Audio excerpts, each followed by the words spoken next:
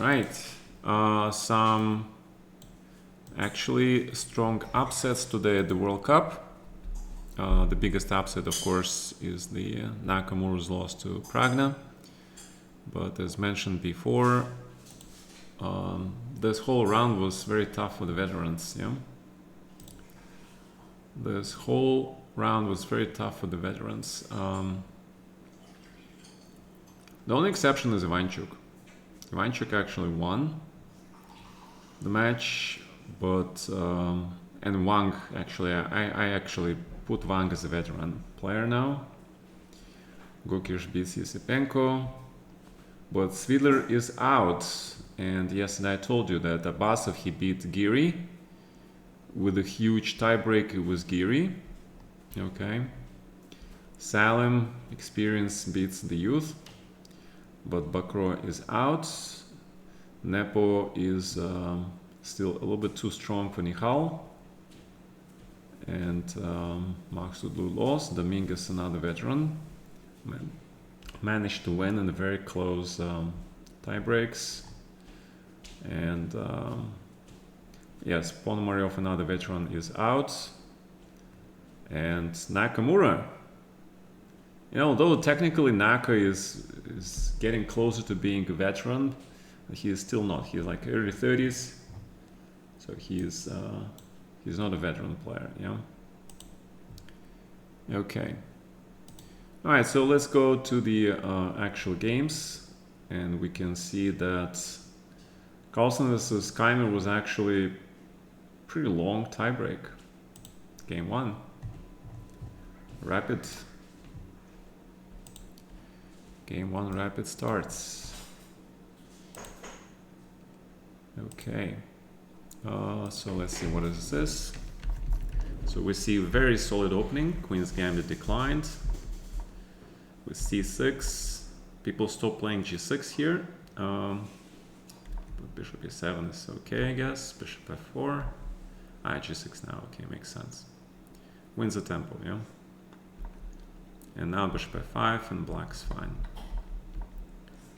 h4. This is the move that I would expect in the London system. In this position, I would actually expect h3, g4 instead. But h4 is very interesting. I don't suppose that if black castles, you actually want to play h5 here. But definitely long castle is possible, yeah. Long castle and then 95, bishop h6, maybe f4, bishop g5. It's pretty dangerous. So queen a5 is human move. Human move, threatening 94, but also if you play long castle, black has b5, b4. And very quick expansion on the queen side. Okay.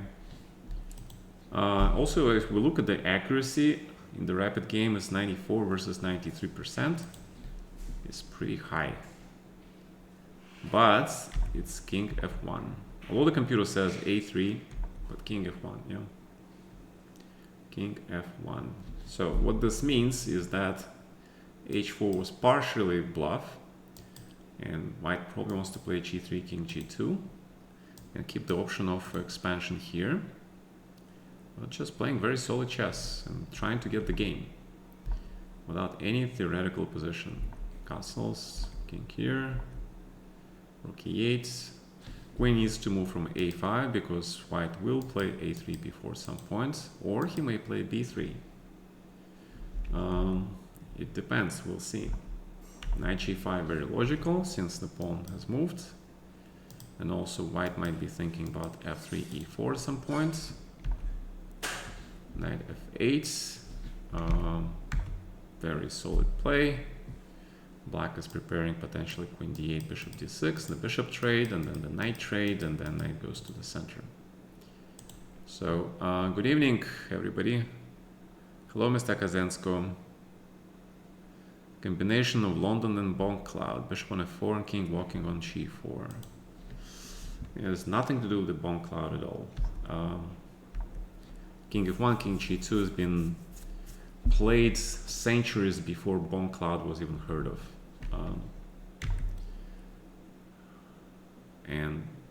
one cloud is king e2, okay? There are some lines in London where I actually play king e2, and then I fianchetted my bishop to g2, played rook d1, but eventually king went back to f1 anyway. I don't know, like, it's just when I hear Bon Cloud, my whole being as a chess player just completely goes berserk. Because Bon Cloud stands against everything I believe in how to play chess. So, it's an instinct reaction, it's not even conscious. All right, so rook d1, probably f3, e4 coming, knight h7 very reasonable. You trade the bad knight for the good piece, keeping this guy looking at the center. Take, because if you don't take, black takes, bishop takes, knight e4, and massive trades, yeah? All right, so, and e4 immediately. Yeah, I actually would expect Magnus to play f3 and e4, because after e4, queen d5 is good. I guess if you take on e4, it's queen takes, and it's just massive trades, and it's a draw, regardless, yeah. Queen d5 is actually a move for black's trying to play for a win, using temporarily the spin, and you get a tempo to develop the other rook, yeah. Queen f3, and now you take, bishop f8, computer, is not afraid to play bishop f6 and put the bishop on the more active diagonal, because then bishop just moves to g7, but bishop f8 to me makes more sense. You leave the spot for the pawn, activate the rook, and again, now if you play bishop e5, there will be f6 thanks to the pin. Okay, so white is forced to take, rook c1 is necessary, black immediately hits the pawn, which is a big mistake apparently, because it's +1 now, yeah? So the question, what was the right move? And the right move appears to be a rook here first, and then bishop g7, because you activate your rook. It's kind of a debatable statement, so let's see how it works in real life. Because if you take, you have to play this, and then take on d4, and you hit both pawns, and it is now equal, okay? So black is not afraid of this, and if you play bishop e3, you take this pawn, the bishop is very passive, there is no threat of e5, you can push this guy, and it's also equal.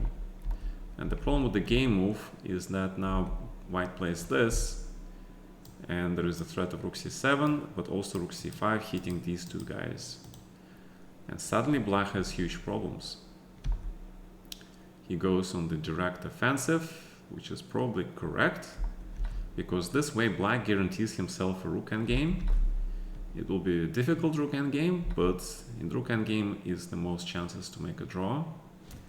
White is going to take this pawn because black has no way to protect this guy.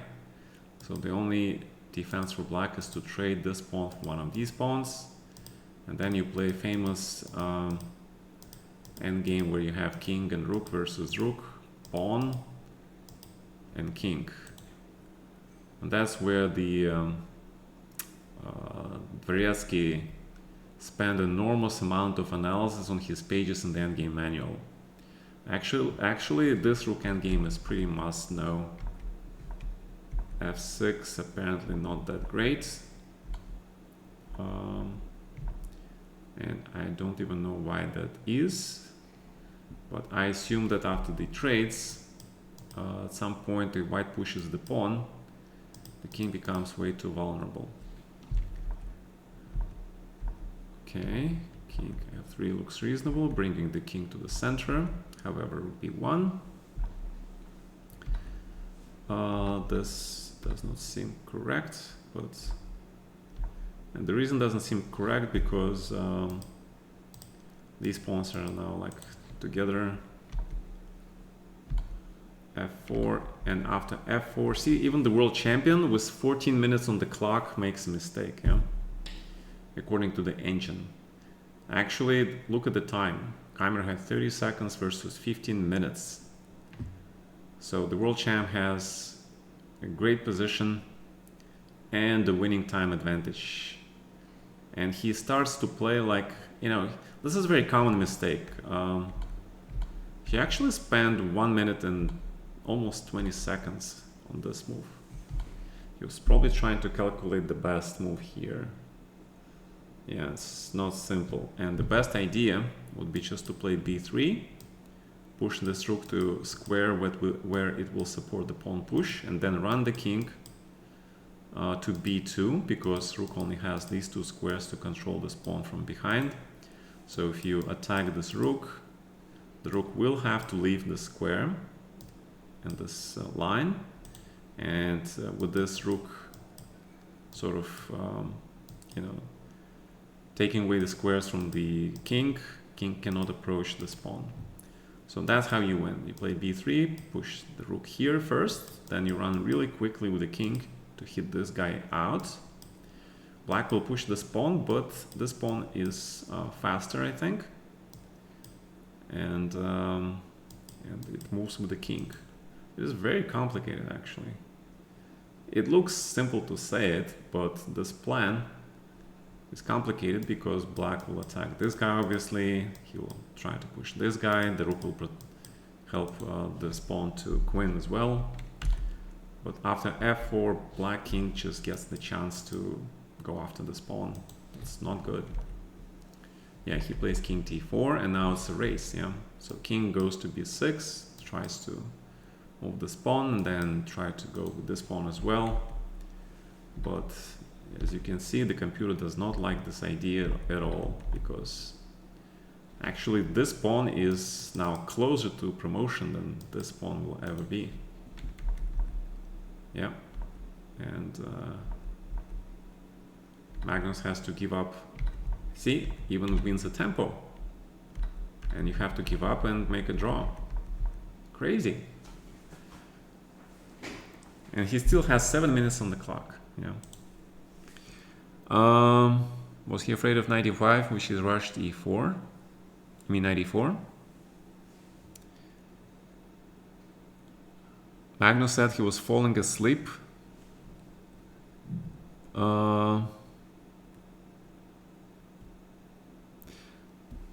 Yeah, okay, we'll get there. Okay, let's get this match first. So that was this draw. Now there is another draw.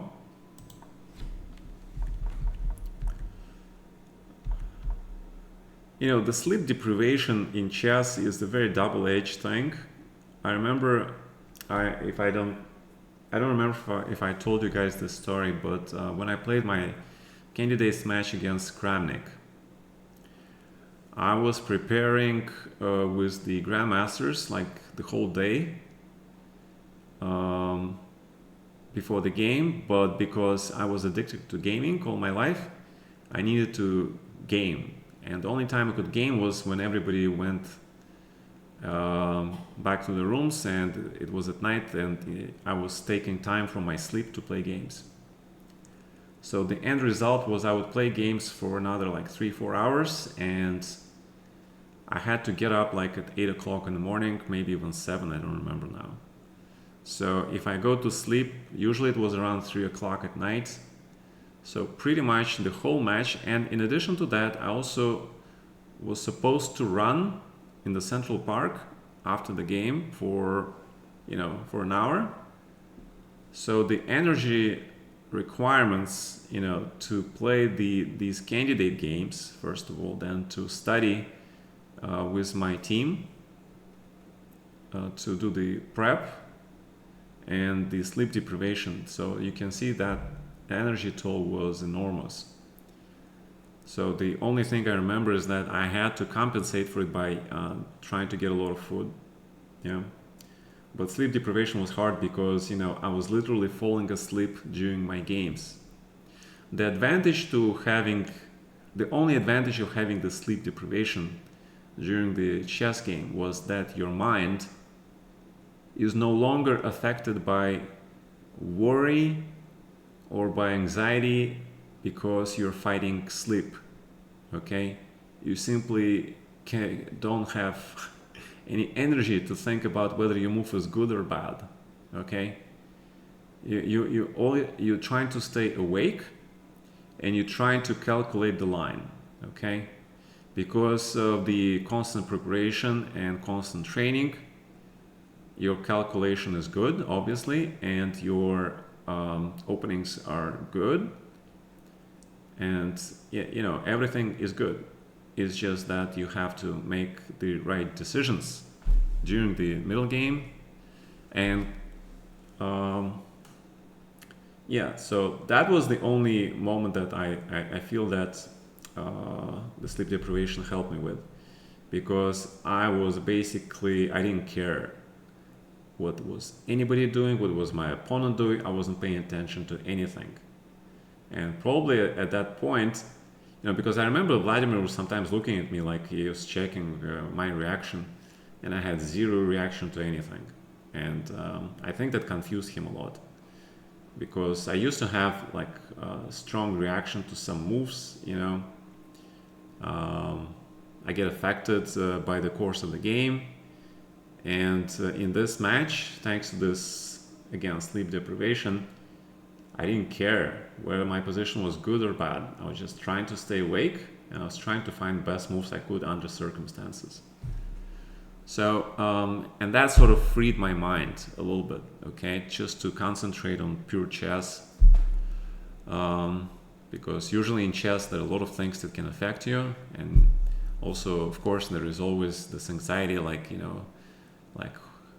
how am I doing? What is my position like? What is gonna be like? What if I make a mistake? If it's like huge pressure. So, all right. So we see Nimzo with knight c6 by Magnus. This is not the move you see every day, but it makes a lot of sense in combination with this move. Because if white plays d5, then you get the very famous knight e7, knight g6, d6 position, yeah?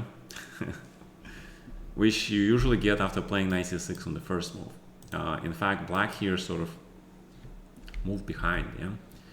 But possibly you can play knight d4 here, of course, yeah?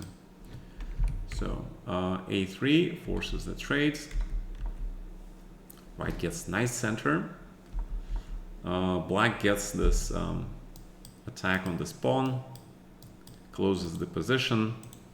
Yeah, one thing about playing Keimer is that Keimer is very good with spatial advantage and his piece maneuvering. Yeah, he's got that from Lekov, obviously. I mean, obviously he has his own style, but a lot of that maneuvering, a lot of that positional understanding comes from studying with Lekov for so many years. So let's see, knight g3, one of the best plays for the knight in Nimzo, obviously. I mean, the question is whether you play g4 first and then knight g3, but knight g3 is logical. White usually goes bishop d3, castles f4, yeah, and then that's where the knight's supposed to be protecting the pawn, going to h5. A lot of times you sacrifice exchanges, etc., etc. So knight a5, black goes after the pawn on c4. Usually you don't declare your king position, because king might actually run to the queen side.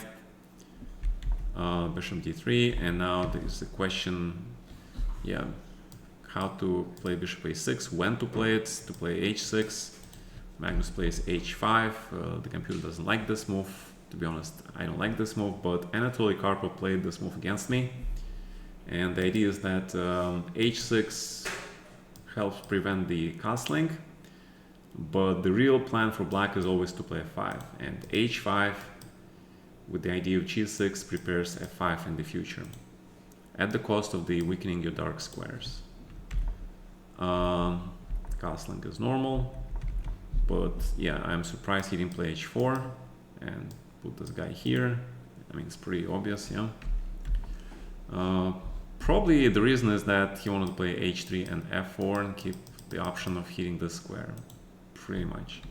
But after h4, black seems to be okay, because knight is chased from the ideal location. And that's why you wanted to play h4, yeah, prevent this, because this knight is best placed here. Here, he does not hinder the bishops, like if he's standing on e3, then this bishop is not playing. He's also, again, supporting the pawn, playing f4. Perfect place for the knight. And now the knight has to go somewhere. And where would he go? Because if you go to f5, then black definitely will trade this guy, yeah?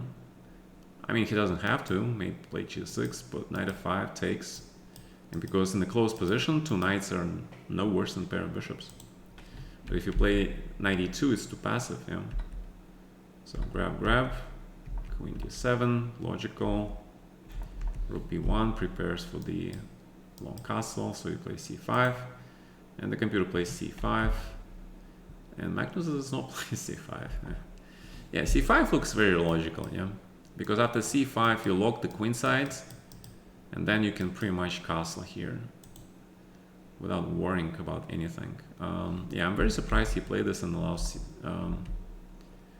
c5 is right now is not possible. Okay.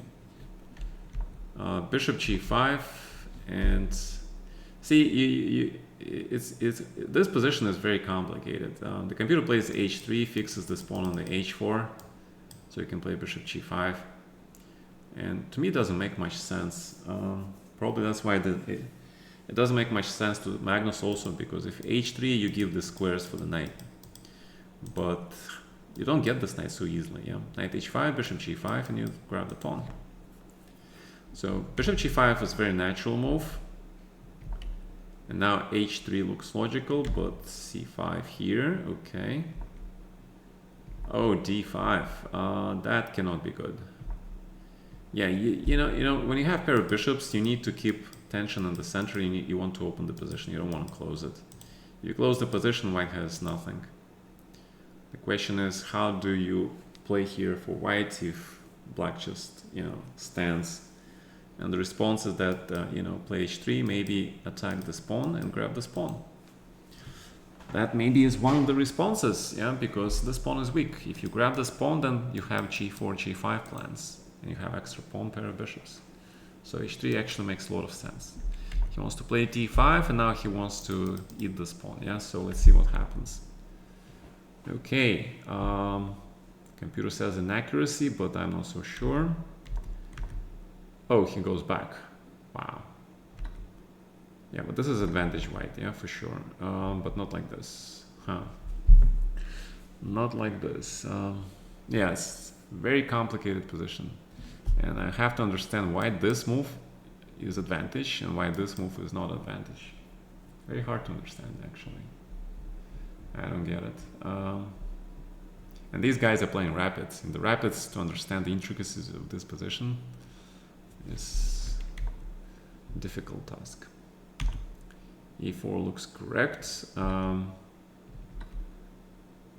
Yeah, because if bishop e2, then h3, black also, remember, have access to queen a4, yeah, hitting these guys. Nimzo move.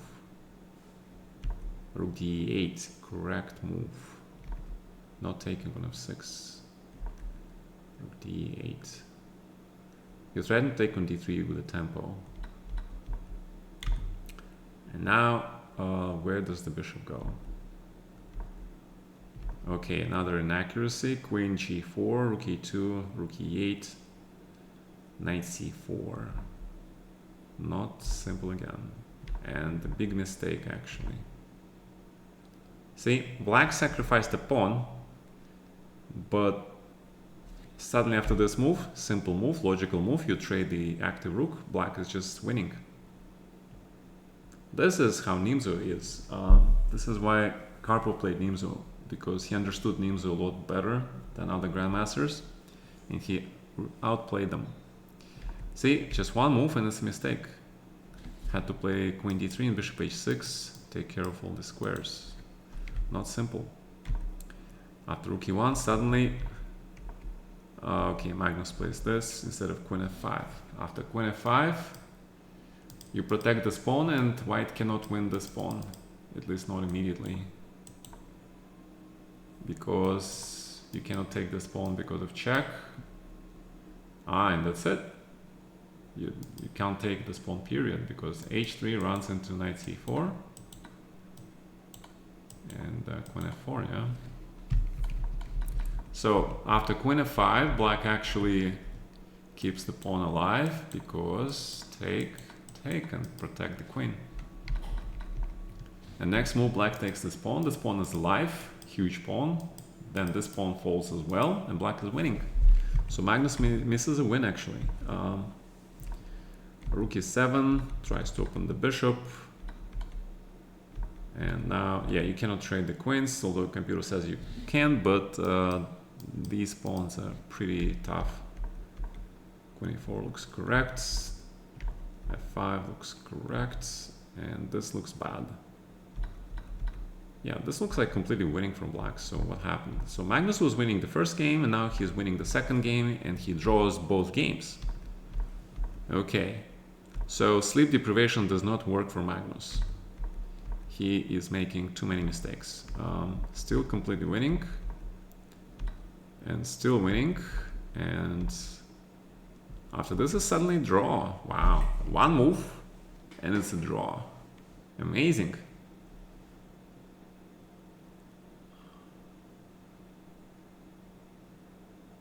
Huh. He mixed move order, eh? He had to play b3 and then a5, and then he wins. Pretty easy win then. Because with these pawns, you need the bishop here, and you don't have time to take any pawns, and then black, knight and 3 pawns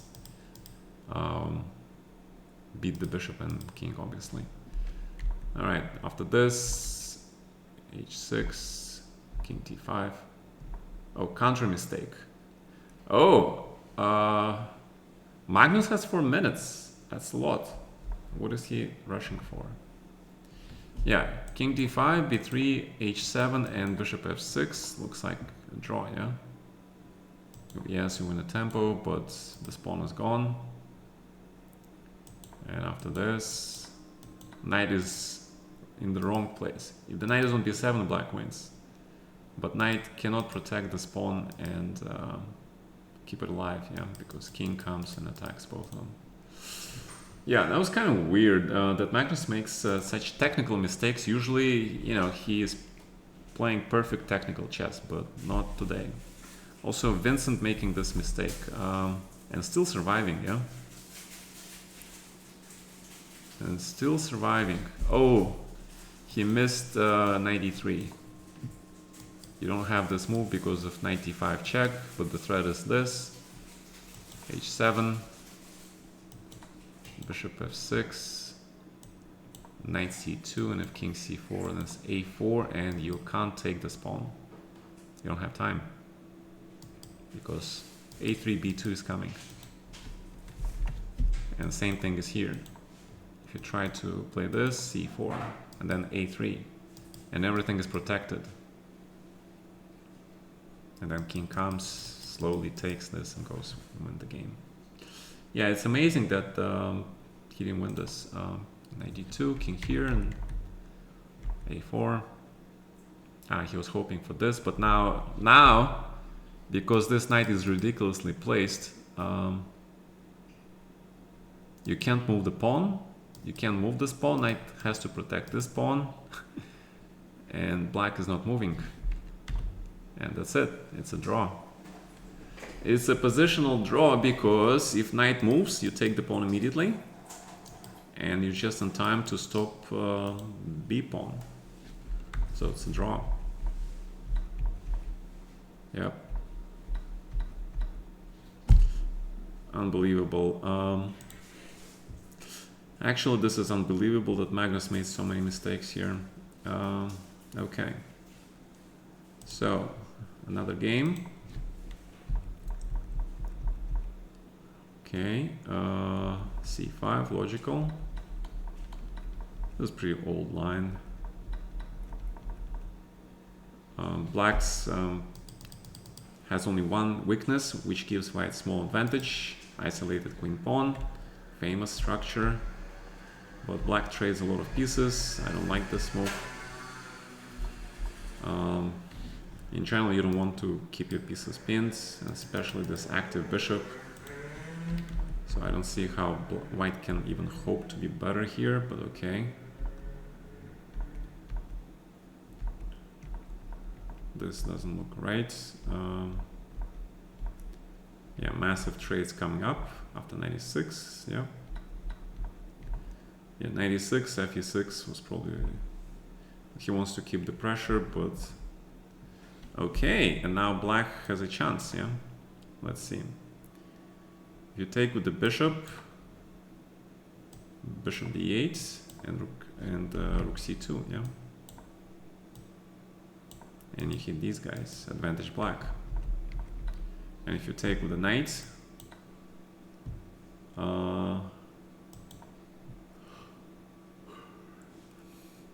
white has no threats. He cannot attack this pawn. He is pinned. Yeah, it's kind of weird. Alright, so what happened? Queen c8 allows to take. Rook here. Okay, guys, we have to remember, this gentleman has been playing chess non-stop for 3 weeks now, almost. They're playing chess every day. These guys are very tired, okay? They don't have breaks. They have only one rest day so far, yeah? But then pretty much you play every day. You play classical game, you play classical game, you play tie break. If you succeed the next game, you play classical game, tie break, classical, tie break. This is pretty intense, okay? Pretty intense schedule. But this looks equal. Yeah, this is equal. Yeah, I don't care what you do. Maybe somebody blunders. No, they don't blunder. All right, so that was the last draw, and finally Magnus wins the game. All right, what's up, chat? Yes, Magnus missed that. Feeling Magnus was too relaxed. No, people said that he was falling asleep, and that explains it. Grishuk finally fell asleep once during game 2. That's true. We all actually had those moments. I didn't fall asleep during the game though, but I remember that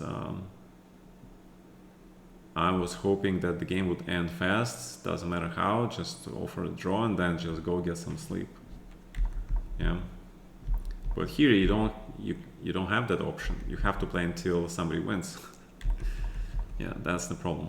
All right, Spanish Archangel. So Vincent was quite lucky in a few games, yeah.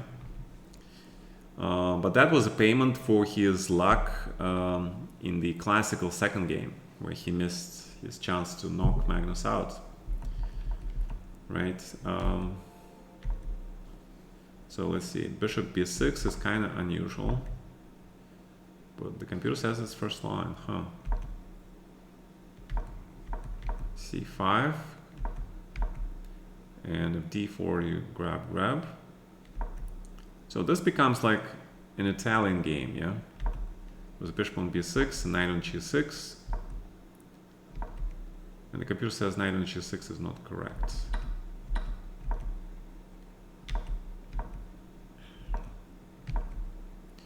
Bishop b7 supposedly better because you go for d5 break,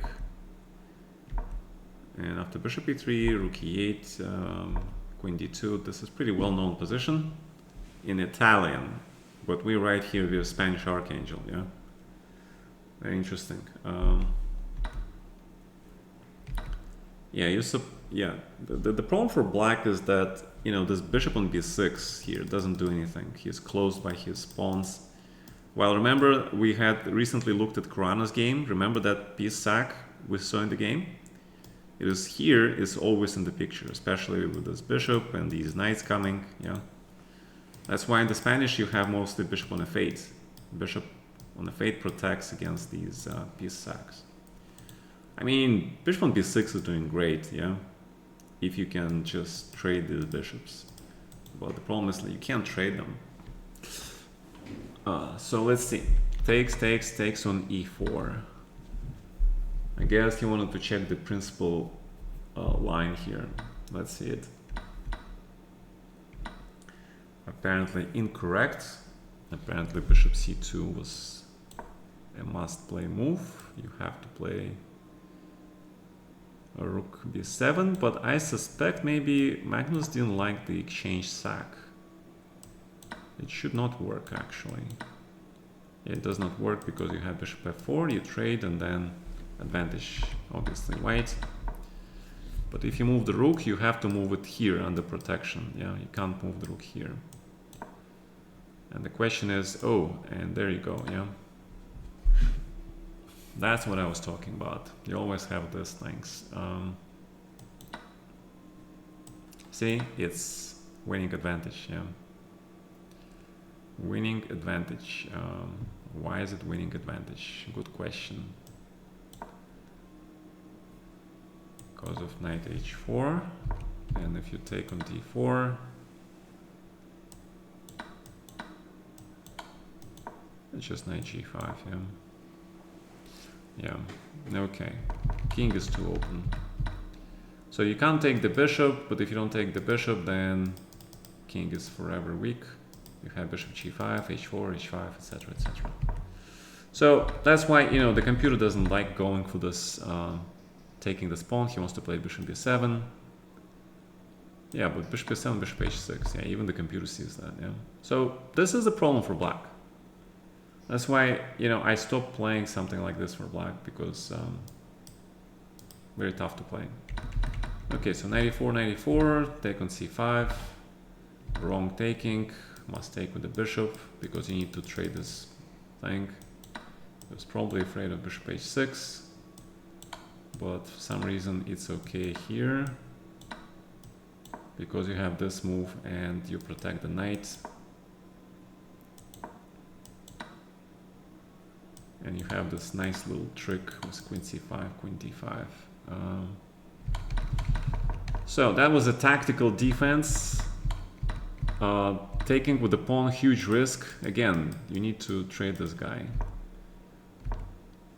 And Keimer just carelessly leaves his king open. I mean, how can you play like this, yeah? You see this whole thing. Rook, queen, knight. 1, 2, 3, 4, 5 pieces line up against your king. Your bishop is not there. Your rook is not there. And you're putting your rook away from the king's defense. You deserve to be mated here, in my opinion.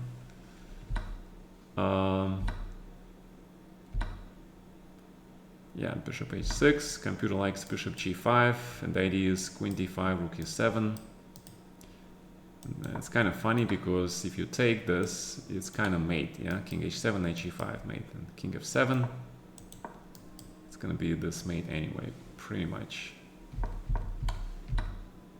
But bishop h6 is very human. 1 second, I need to close this bloody annoying pop-up.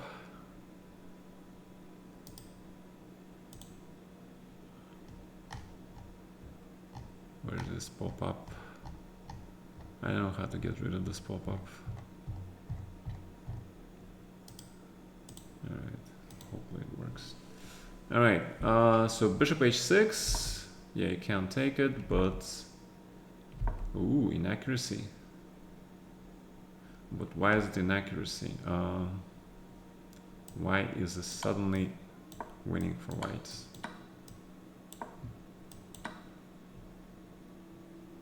And you have to play this move.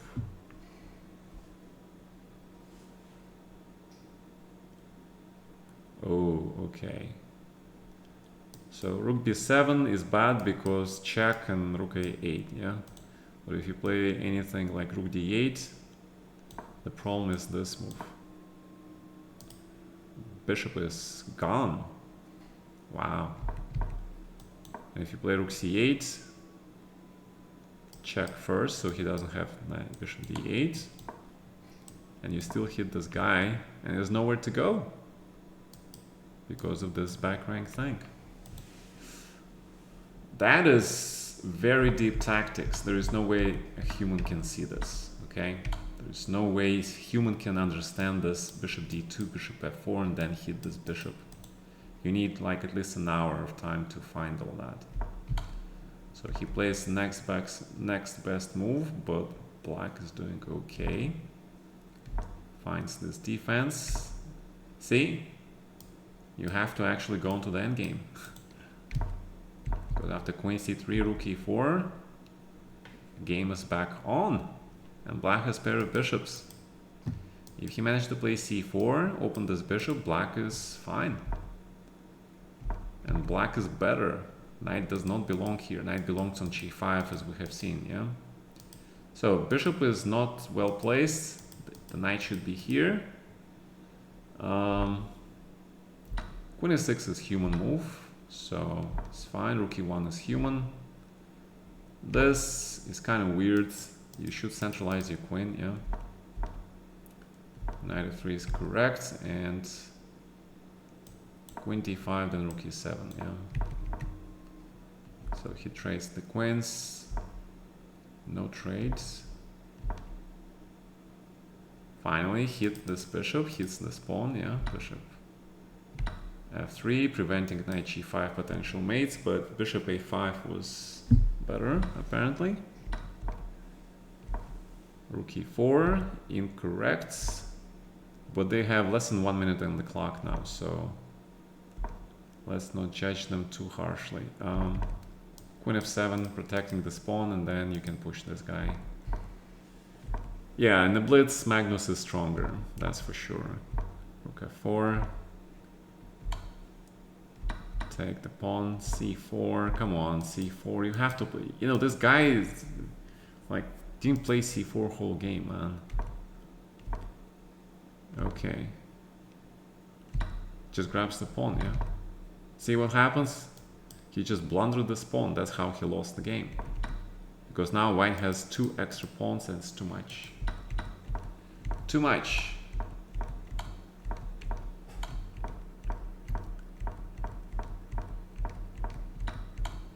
Yeah, queen endgame is winning.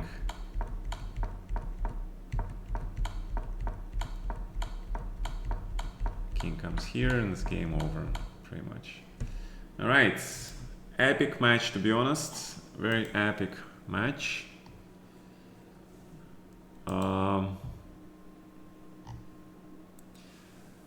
A fan would find it. Okay.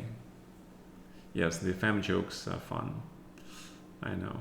All right, so Sanal versus Ivanchuk. Marathon tiebreak. So Vasily came prepared. Good. Let's see what happened. Again, a lot of draws, yeah? A lot of draws in the match. Very solid players. Knight b8. Knight b8, very modern move. c6, knight d7, a la Breyer. Actually, b6 and knight d7, bishop b7, yeah? So black bishop on c5 is invulnerable to b4. Bishop on b7 also developed. All black pieces are developed. But this bishop kind of takes away the square from the knight. We have Magnus Carlson resubscribing for 11 months. Hey man, thanks. Thanks very much. Okay.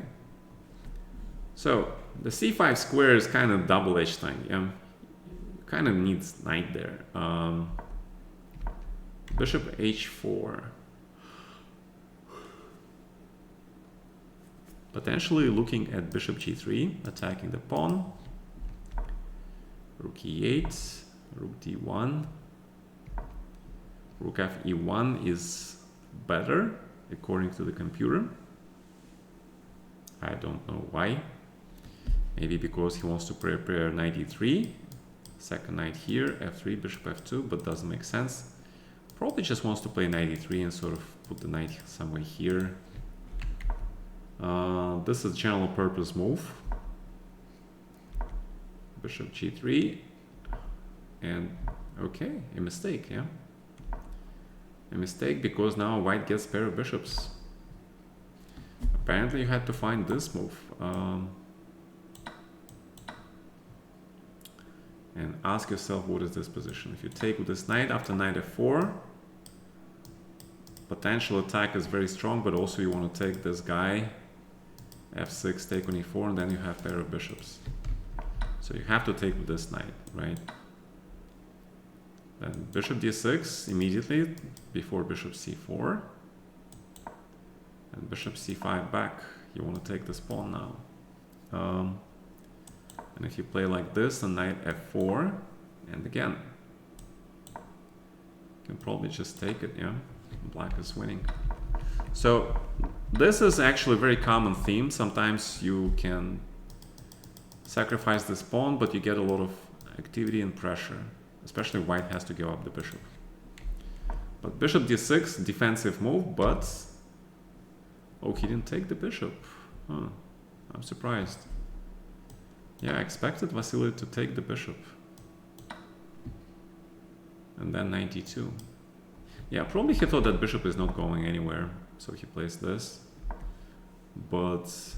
Okay, now he takes it. But now black can take with the queen. See, the problem here is that you cannot take with the queen here, yeah? Actually, you can, but... Bishop a6 is no good, yeah? Bishop e4, okay. So that's very interesting, actually. Right, 92 here, take. Should take with the queen, black's fine then. But if you take with the pawn, this is a weakness. But probably defensible weakness, but you have to be accurate. Queen e6 is incorrect. c4, queen c2. Knight f1 is fine. Knight e3, stops f5, g6, knight goes to d5, correct, rook takes. And queen d2 first line. Yeah, I would probably play b3, but then you would be eternally tied up to this pawn, yeah? So I understand why queen d2 is played.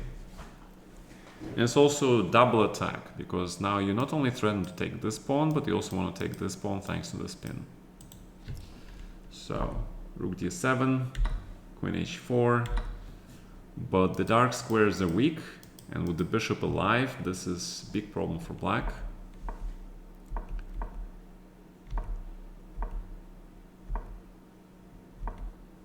h4, yep, softening black position, queen f5, bishop e3 is okay.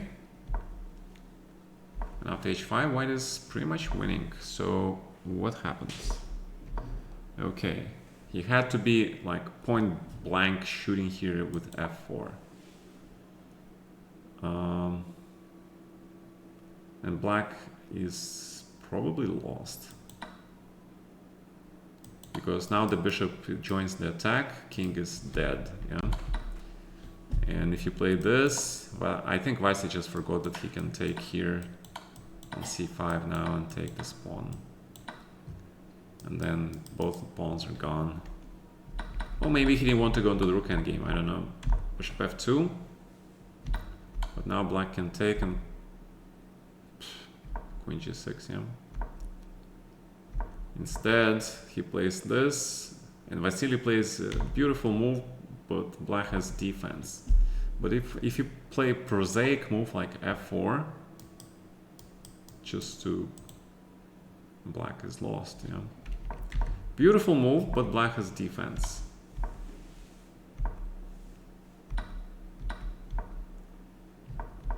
Good defense. Queen g6. And queen e6 is bad. Why?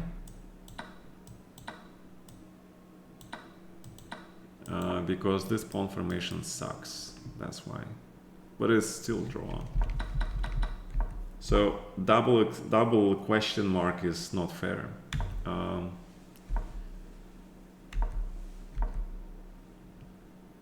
Okay, and he missed his chance. Yeah? Now bishop c5, he wins the tempo. He wants to play this at the best moment, but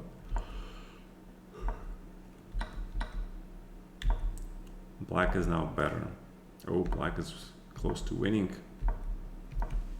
Yeah, but rook b8 first. Yeah, rook b8 first, and then b5, and black is actually a large advantage.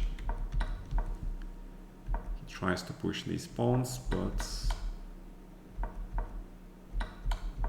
yeah, activity, very important, and it's equal, yeah? Yeah, actually an amazing game. King h, knight h1, what? This does not look correct.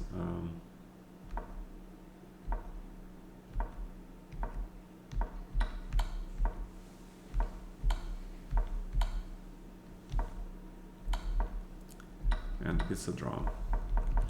Yeah, huge fight, huge fight. Okay, so that was this game.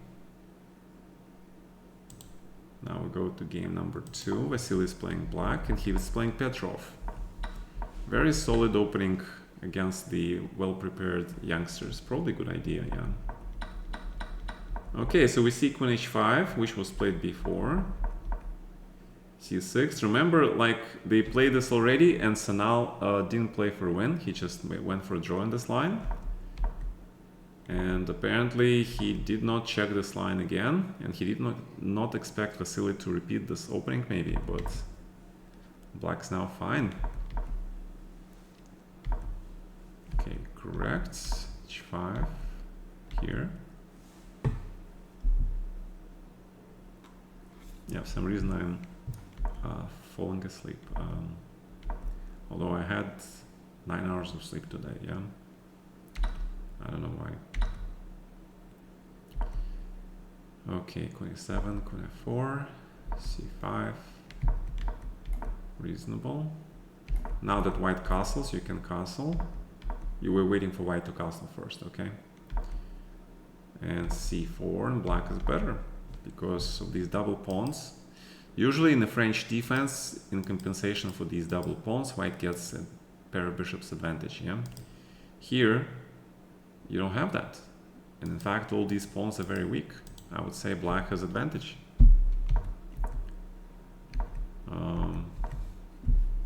It was logical to play this rook, so this rook can go to c5 and hit this guy. But this is still okay. f6, bishop f3, but the trades are draw, yeah? The trades lead to the draw. You can take the a4 pawn. You can take the a4 pawn. It looks dangerous, but it's okay. Or you can do this, yeah. And white is a little bit better. Why is white better? Because, you know, bishop and rook are a little bit better.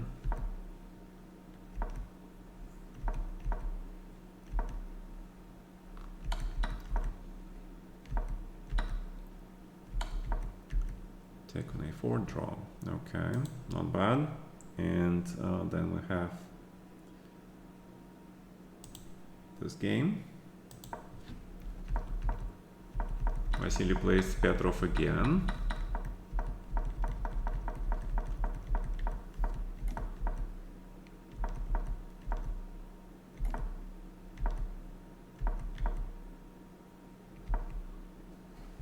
Very strange. Why is it a mistake?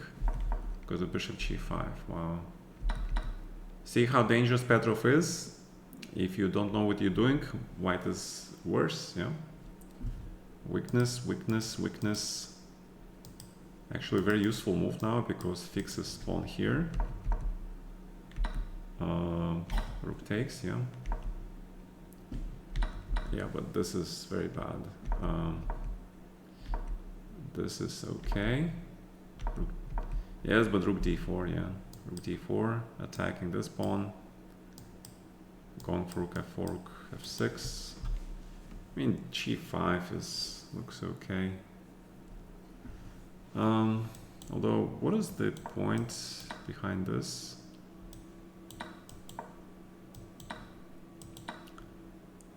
Just a5. I'll go with king here.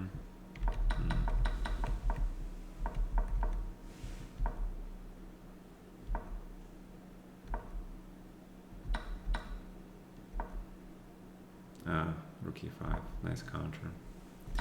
And now white is okay, yeah. But not like this.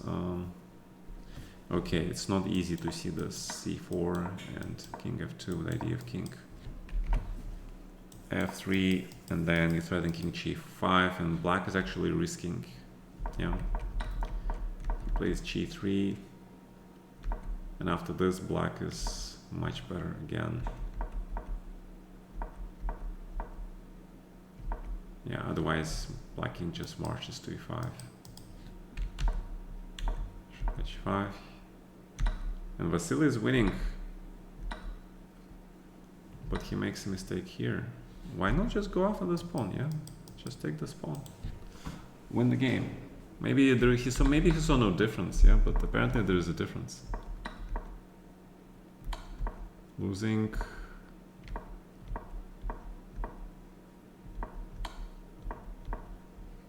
This should be close to winning. Okay. Not really, yeah. Not really, because if he puts the bishop on b5, you can't move the pawns. Yeah, but this is not simple. Bishop f3, because far pawn, you trade, the king runs here, it's a draw, yeah. But the problem is b5, of course, and yeah, b5 is winning for sure. But if you can't trade the bishops, then okay, interesting. So a5, bishop e2. But now here, yeah.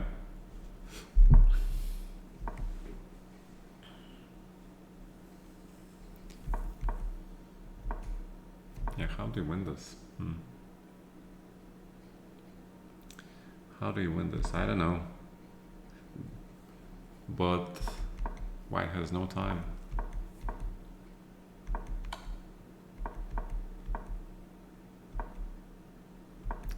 And c4, yeah? c4 with the idea of b5 and then b4 and then this pawn moves. Tough. He allows king d3. Yeah, that should be winning. And now this is not a win anymore. Yep, it is a win. Why is that is not a win? Man, I'm very confused. I don't trust these evaluations also because... Oh, he didn't play bishop e4? What?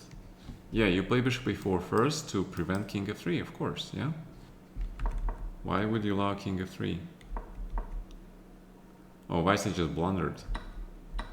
Oh, he just blundered after playing epic endgame. All he had to do was find this move, and then you pick up this pawn and you win the game. Crazy. White has nothing.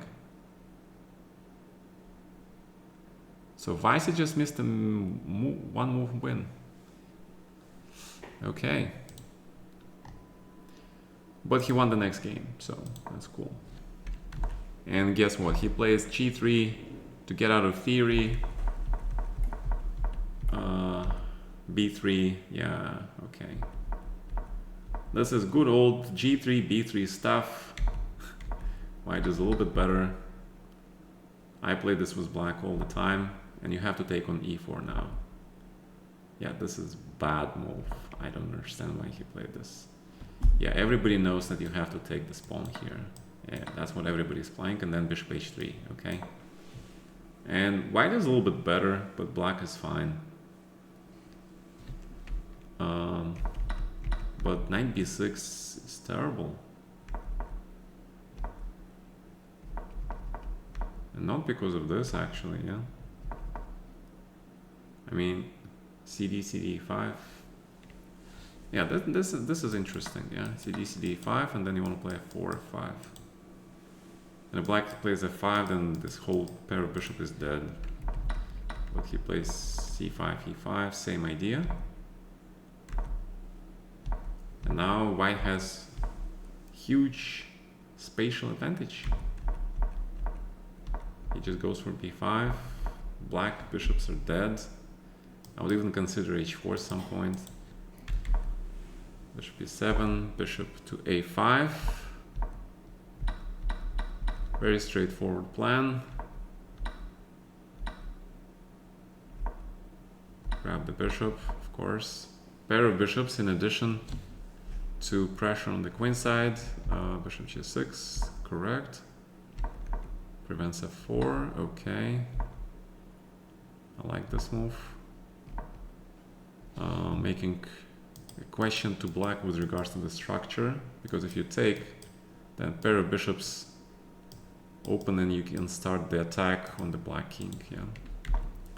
So this looks reasonable. Take. Rook to g1, of course. f5. Yep. Very strong. Open the bishop. Oh, he takes with the pawn.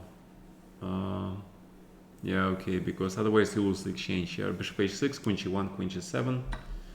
But if you take with the pawn, you're just down in exchange, and finally, yeah, if you're in exchange down, then the old guys can win this for sure.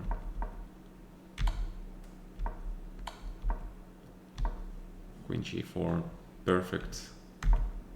No chance after the queen trade, no chance for black at all. All right, perfect squeeze. Yep, perfect strategic squeeze. All right, congratulations to Vasily. He played this match actually really well. Very impressive. What did I miss? Yeah, he calls me Gata, obviously. You can imagine how I call Ivanchuk. Sometimes I call him Vasily Mikhailich. Or Vasya, yeah. But mostly Vasily Mikhailich. Because, you know, how can you call Vasya Vasya? Yeah, it's just not respectful, even for me, yeah. Pure talent or no talent, but well, if you have pure talent but you don't work, and if you work and no talent, I'll take work and no talent if I have that option. Obviously, the best option is if you have talent and you work. Okay, that works. Okay.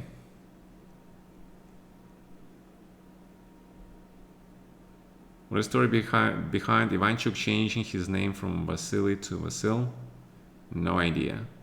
I am not that close. You know, we're on friendly terms. We know each other for a long time, but we're not close friends. Okay. All right. What else did I miss? Yep. Yeah, Sanal played really well, but the last game, just experience, okay? Yeah, the good thing about this match is that Sanal never had a winning position against Vasily. Never, yeah? Oh, actually, I made a mistake. In the previous game, when he was lost, at the end game, remember, he could play rook b8 and b5 and actually get a large advantage, but that was probably the only time.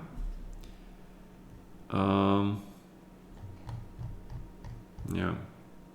All right, Swain versus Wang. I don't want to cover this match. Let's go to Isipenko versus Gukesh.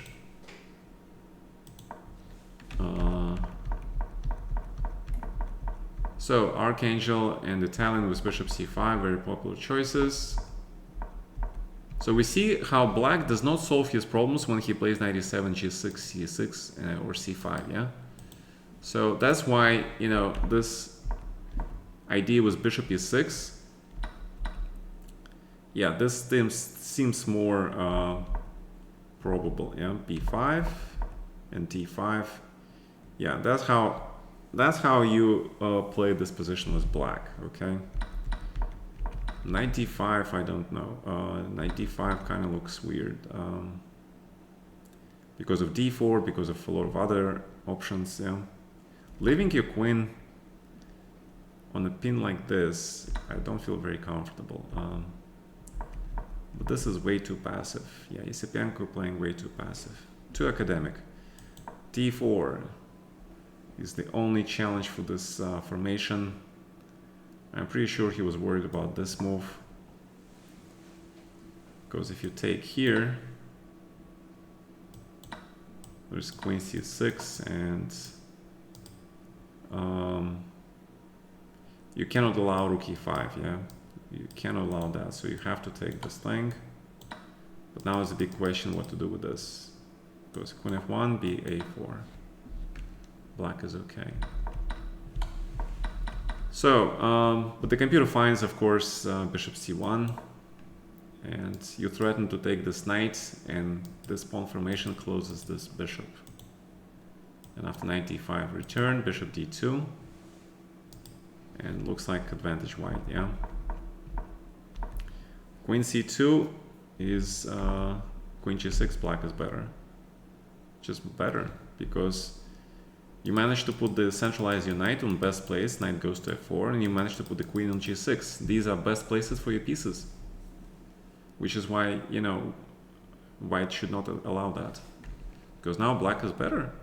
Pressure, pin here, knight f4.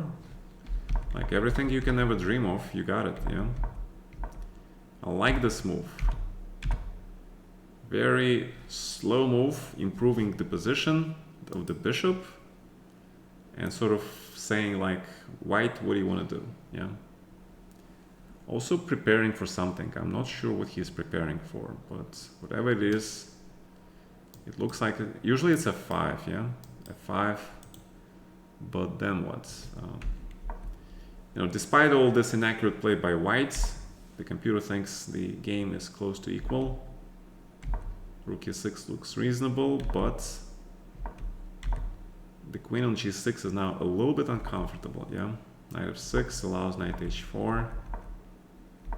Rook back, knight e7 stops knight f5, but knight back here, and knight h4. And these youngsters who are supposed to fight until the very end, they make a draw. Okay. However, in the very next game, Gukish wins. And he wins by playing b3, taking Yesipenko off the book. Very smart. Yesipenko is the player who knows theory really, really well. So taking him away from the opening theory is a very smart idea. And this call system, right, it has great reputation for being highly aggressive opening. Yeah, I have serious doubts that Yesipenko studied call system very much, because, you know, if there is one thing about the Russian school, they don't pay attention to openings like call at all, okay? I remember when I looked at the system, I like couldn't understand like, what is this, yeah? It's only when I came to the US where I realized a lot of people actually play call, yeah? And that's how I came to know this. Then I saw some players play it and I realized it's not so simple. Okay, black plays all right, yeah? He plays fine. Rook c1, queen e7 is okay. 95. But as you can see, the computer says it's equal, yeah? Except that knight f6 is not correct. You had to unbalance the pawn structure according to the computer, but I think knight f6 is still okay. It can't be bad. So the problem is, what is this position? Oh, he took with the pawn. That doesn't seem right, yeah? Just take with the bishop, trade everything, yeah? Rook d8, rook c8, trade everything and draw. But with the pawn, now white has something, yeah? The question is what, f4 or knight g4? So, hanging pawns, knight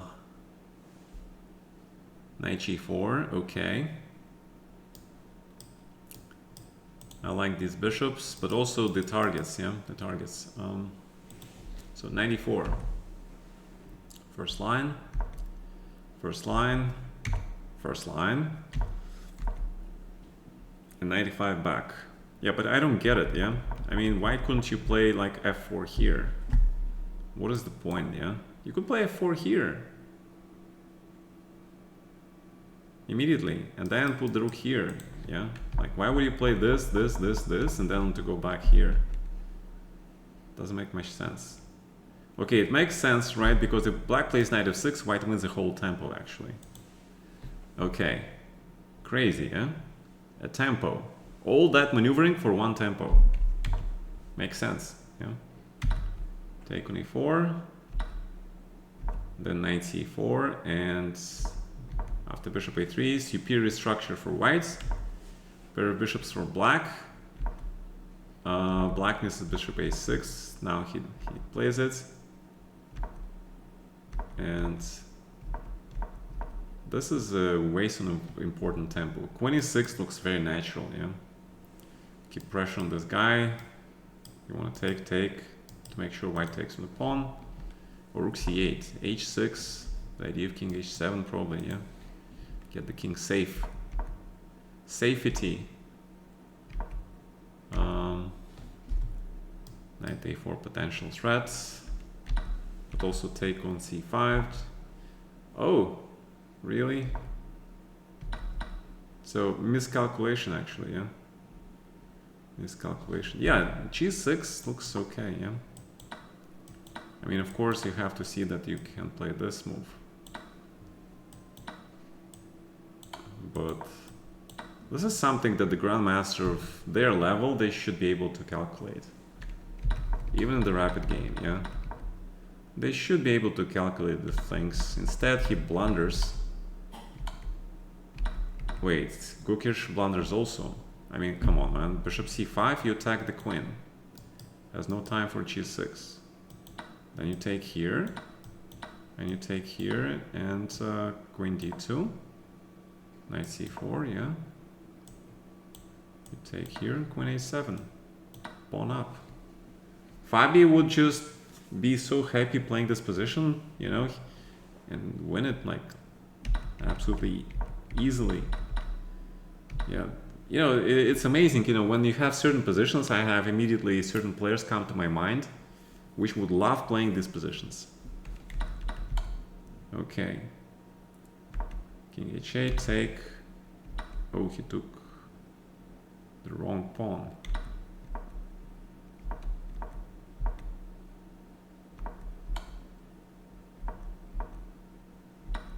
Black is better? Oh my god. How did he win this? Wait, black can just take on f3 and just force a draw after c4? Plays queen d2, allows bishop c5, but he plays this, okay. He takes this pawn. Bishop goes to e4.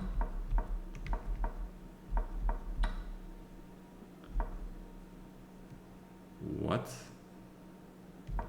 What in the name of God happened here? Okay, reconstruction time, yeah? What really happened here? Because that's obviously, you know, they playing blitz and Gukish misplacing his piece or Yesipenko, and then the board stops registering the move. Alright, so what the hell happened in this game? Queen c2. I really doubt about this move. I really doubt this happened. So what did happen? Alright.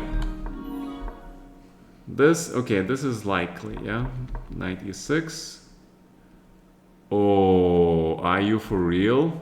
Are you for real? The top grandmaster youngster plays bishop d7 and blunders knight f8. No way, come on. There's no way. You blunder the whole fucking bishop in World Cup tournament in one move in this very simple position. When you have more time on the clock than your opponents. Okay, I can blunder stuff like this in Title Tuesday, which is okay, yeah? Title Tuesday, who cares? But you blunder like this at the World Cup? Seriously? Like, really? No excuses for you, young man. No excuses. Jesus.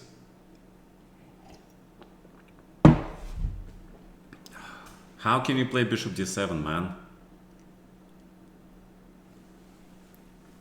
Unbelievable.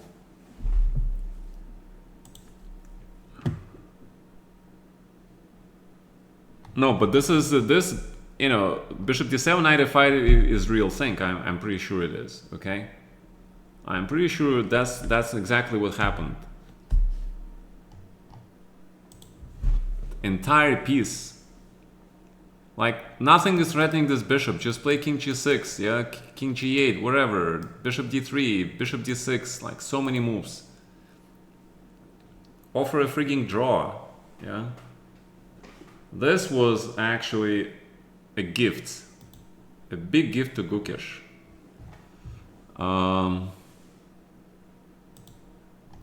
But to end up losing match like that, my god, you guys don't understand.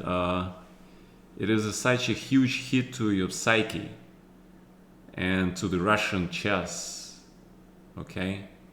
Especially after you signed a multi-million-dollar contract with the sponsor, yeah, to bring the crown back to Russia. And then you blunder a whole fucking bishop in a simple position, like a second category player. My god. I don't know. I don't want to know what kind of things he will be greeted back in Russia with after this game. I suggest he should defect now. He should run to some country, man. You don't understand. What's waiting for him in Russia is not gonna be pretty.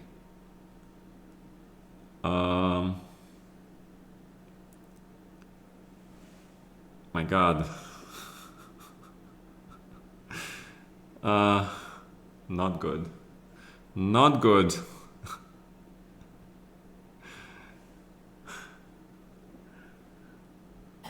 I don't want to know what might happen, okay? I fear the worst. Obviously, it's not like something that he should be scared of losing his life over, but you know, the sponsor will not be happy. You can definitely think of sponsorship being cancelled, okay? Or some other things, consequences. There will be consequences for sure, unless his only redeeming chance will be now to go and play in Grand Swiss and like qualify for the candidates. That will be his only redeeming chance. So okay, he's safe for now, but if he doesn't do well in the Grand Swiss, I think sponsorship is gone, man. I mean, like, what happens like when a football player signs a contract, right? And then he starts to play the worst football of his career in the US, right? What happens?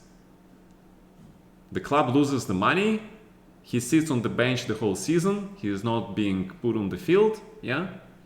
And he is gone. Nobody is gonna buy him anymore.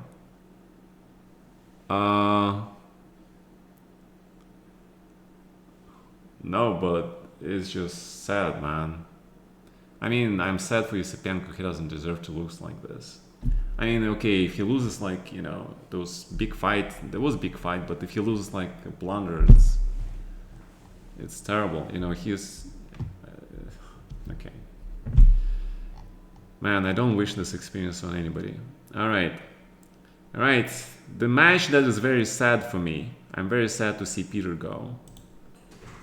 All right, I'm very sad to see Peter go. That is sad, because he drew with Grunfelds in his favorite Grunfelds. He made probably easy draw. Knight f6. Pretty sure it's all analyzed.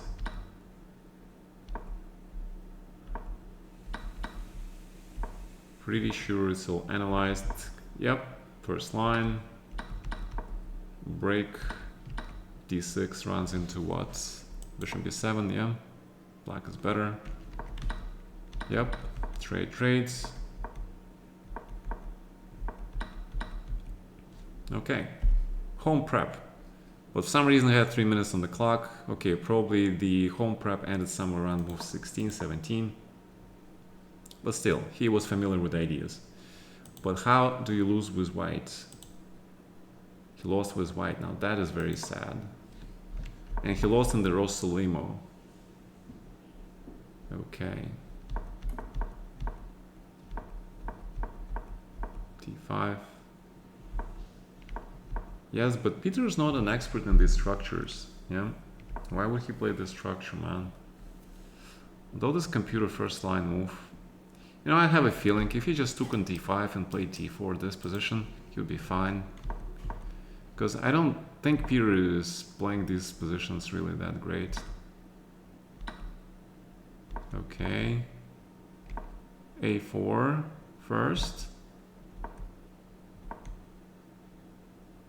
Bishop e7, g3, correct. Okay, bishop g2. b5. a4 looks more reasonable, yeah. Okay, but h4. Okay, still better for white. So what happened? Oh. Okay, so instead of playing b3 and attacking this pawn while black king is still in the center, which makes a lot of sense, yeah. And then you can play bishop g5. If you trade the bishops, knight g5, queen h5. But why can't you take the pawn? Ah, rook d5 probably, yeah. Rook d5, but it's still a little bit better for white. And what about bishop g5?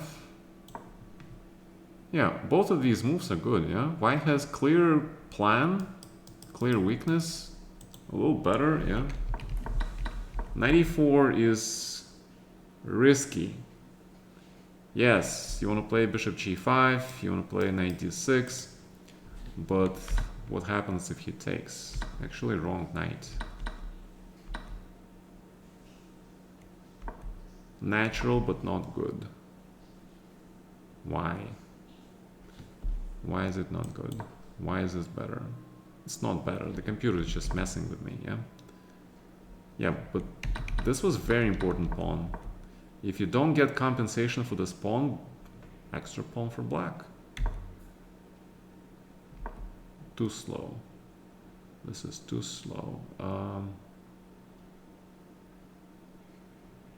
Rook d1 or knight g5, yeah? Yeah, usually Peter is very good with the initiative. I wonder what happened here. Yeah, after knight g5, white is just better, yeah? Because the spin, pair of bishops, clear compensation.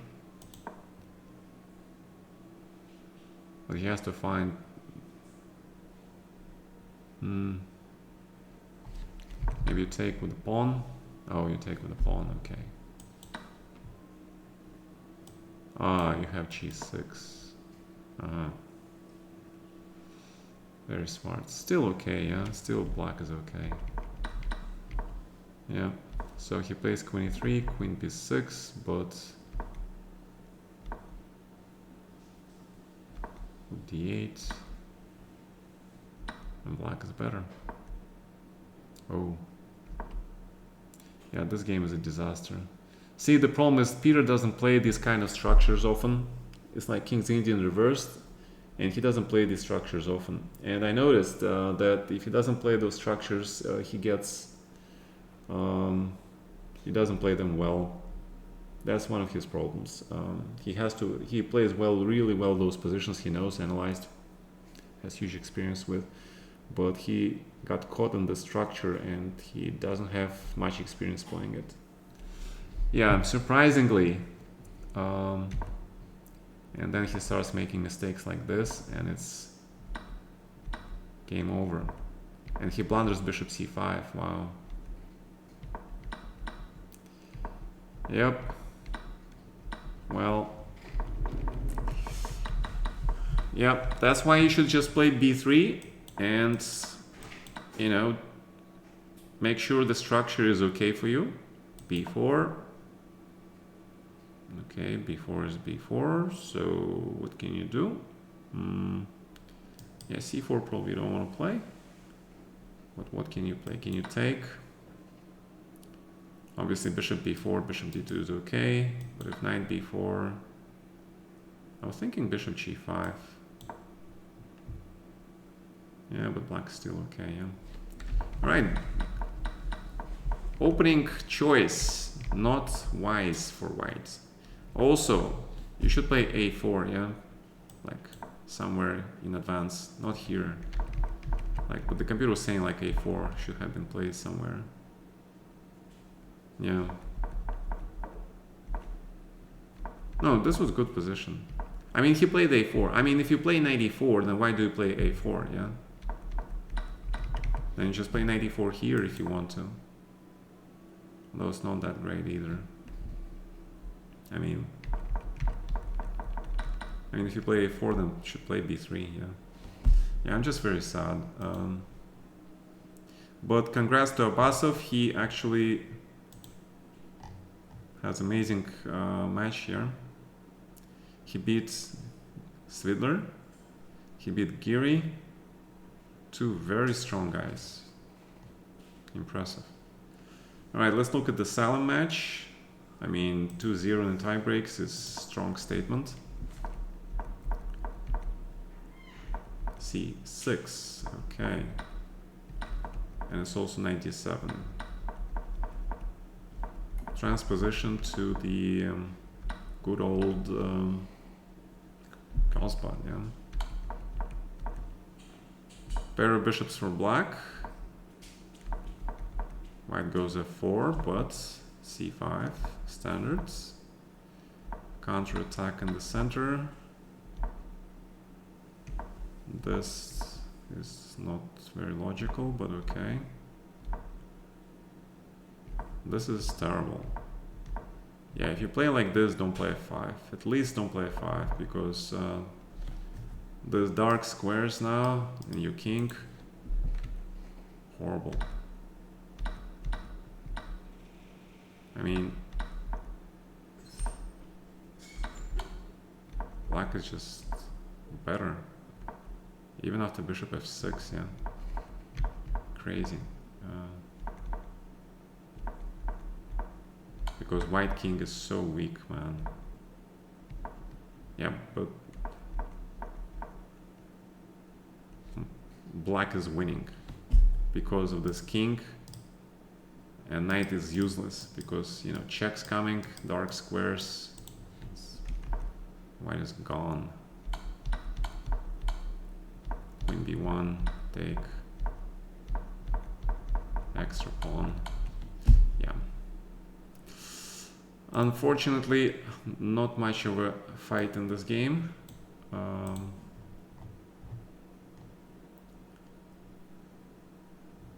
Wait, I pass him, right? And the second game. In the second game, black needs to win. So he plays a sharp line. But everybody knows this line now. Wait. Bishop g6. Yeah, but if white knight gets to e5, it's advantage white, yeah. Okay, a little bit complicated. Weakness compensated by this weakness. Strong knight compensated by this strong knight. Yeah, it's kind of weird. Queen c6, yeah.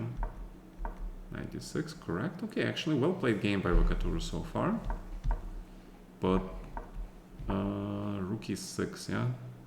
But queen d7 is also okay. So he has to take the pawn.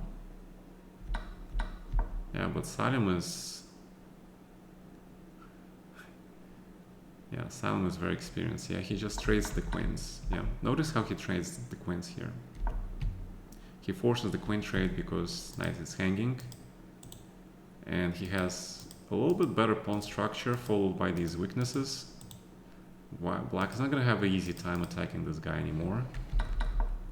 Yeah, very wily, experienced veteran player, Salim, outplaying his youngster opponents. Precaution against knight b2. And black is doing okay, but he has to play very passive looking move. Not something you want to do psychologically, yeah? Play passive chess. But after active chess move,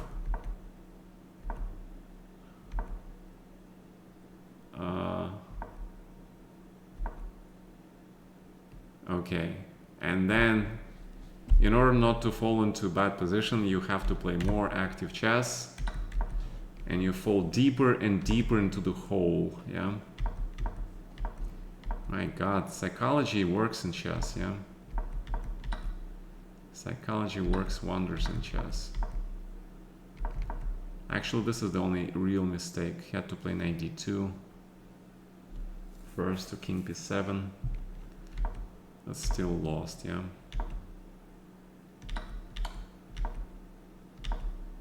Yeah. Alright, experience matters, man. King e4, king e3 also wins. Yeah, good job. Good job.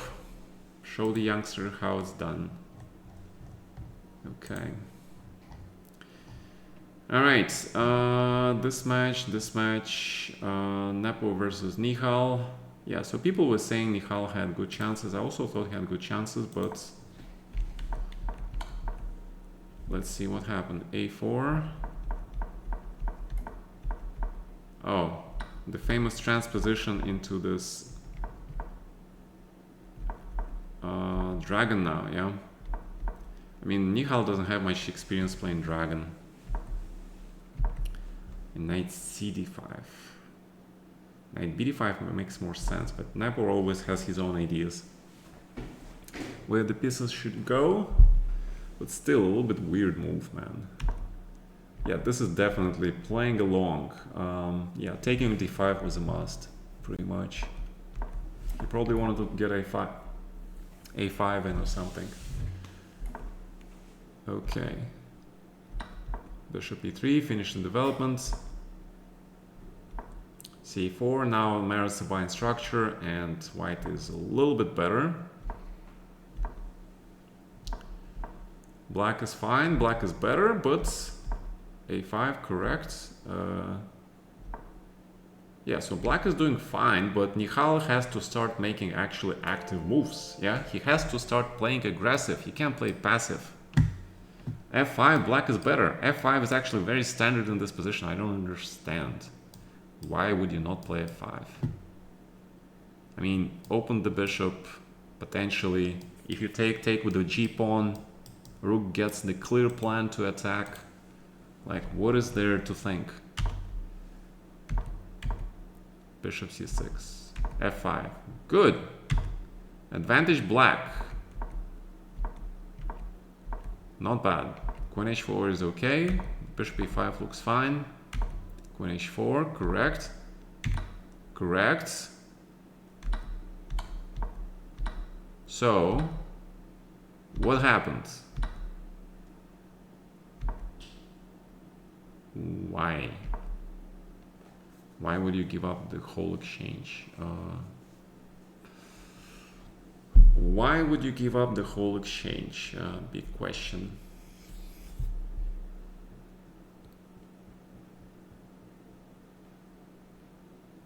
First of all, we have to understand why bishop f3 is bad, yeah? It's actually not that bad.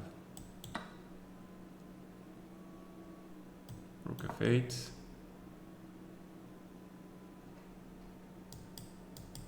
Check threats, e5, e4, d5. Okay, even this is okay, yeah? The problem with rook f8 is there is no problem, we get to the same position. But why rook b8? Okay, so if you take on d8, it's probably a trap, right? So, okay. So he calculated this line because knight is not protected. Okay, I understand. Okay, so that was actually a good move. Yeah, queen g2, king e1 here. Okay, so rook b8 is actually fine. So what is the problem then? If rook b8 is fine, what is the problem? Rook f8. He takes with the rook. Okay, and he was supposed to take with the bishop, I see. And play this. This stops the king from running because of the spin. And this is huge pin. And actually queen g1 is a threat. And black is winning. Okay. Instead, he made an obvious move. Rook f3 is an obvious choice, but it is wrong. Because king now can escape. There is no bishop here stopping this thing. And bishop here is useless. See, guys? Even when you attack, rook f3, I mean, like, so obvious, yeah? Rook and f3, like, activating rook, doubling the rooks on the f file. Wrong. Bishop f3, taking the square is more important.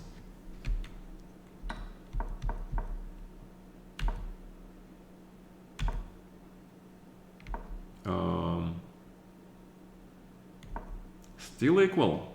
Still equal. Rook f3, king f7. Activating the rook. Protecting the pawn. Rook takes b3. Compensation. Active rook, weak pawns, runner to the queen. Check. Rook c3. Black is lost. Wow. Because white improved his pieces, pawns are all protected, and king is safe with the rook hitting these squares, bishop protecting, weaknesses left. Wrong, but still okay. Queen g3, okay, good. Take, good. Black is winning again. Nepo blundering in one move. Oh, are you telling me that Pragna didn't see this with the idea of queen b1, queen a1 mate? Are you serious? He was probably worried about c6, yeah?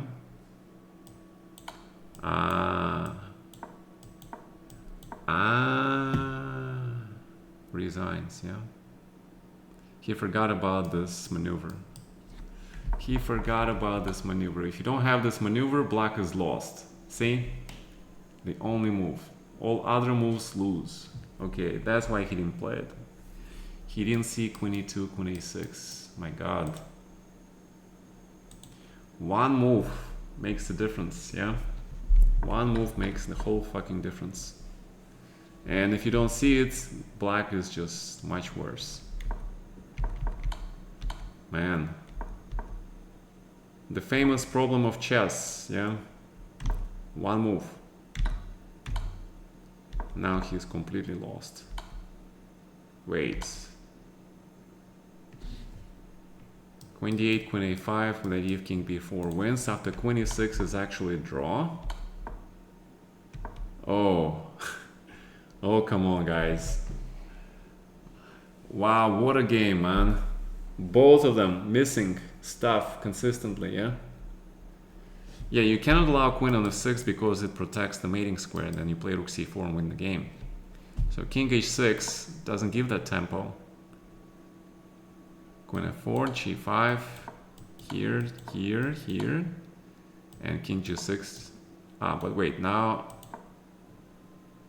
for some reason, this is okay. Oh, rook has no moves. Okay, so it's a draw. What is the difference?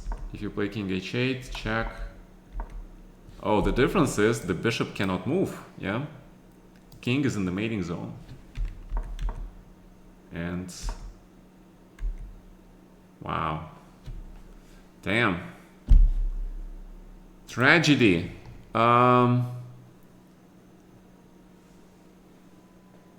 Nepo? Yeah, I call him Jan. Of course. But you can call him Nepo, is okay, yeah? No, Salim is actually a very difficult opponent for me. He, like, conjures me. Let's put it that way. All my games against him are, like, very, very hard. It's like...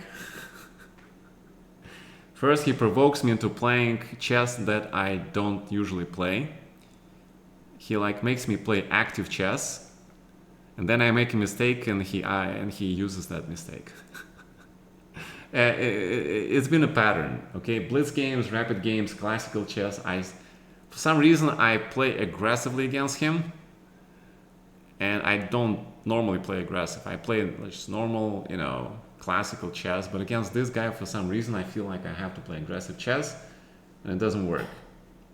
You know, because, you know, he has this, like, I don't know, he has this face like, you know, he's like such a peaceful dude, you know, he's cool, you know, like hippies in the 60s, you know, make peace, no war, yeah. Oh, there was something else, I don't remember. Yeah, and I feel like, dude, like I have to go aggro against this guy, yeah? No. I said both Magnus and Naku will sweat against these youngsters, yes. Could you imagine that Magnus would sweat so much against Vincent? I did not imagine that Magnus could have been eliminated in the second game by Vincent if Vincent found knight takes e4. We all saw that clip, right? Where Vincent plays knight takes c3 and Magnus is like relieved. Really, where Vincent took the queen on c3, right? And Magnus, like, instead of taking on c3, he was just like, all right, I survived. Yeah, and Vincent's like looking at him like, what the heck? What, did I miss something? Yeah, yeah, that was a great clip actually. I like that. Okay, Nepo. So, yeah, Nihal was much better in this game. He outplayed Nepo in the middle game. He had huge attack, and then he miscalculated. Nepo could escape, and then Nepo gave Nihal another chance to win. Queen e1, bishop e4, but he had to see queen e2, queen a6, queen c8. Yeah, very tough game. Very, very tough. But now Nepo. So what do you play against Nepo, who has candidate prep? Yeah, how do you surprise him? b3. Okay, and you take him off the book with f3 and h4. Yes, you don't see this much, yeah? Certainly not me. A big surprise here. Big surprise. But you see, the engine likes this, yeah? The engine really likes this. So I suspect this was the prep exactly for this situation, yeah? But I'm pretty sure this prep was done like back in India, because all these guys, they already plan all these scenarios. What will they play when they're leading, when they're behind, yeah, when they're in the tie breaks, etc., etc. Usually that's what you should do if you're a professional player. You should prepare all these scenarios in advance, yeah. So I imagine the shock on Jan's face when he saw this, but you know, he's a professional player. You have to deal with it. How do you deal with it? You play f6 and prepare the square for the bishop, and you go e5, yeah. Now d4, first line. Wow.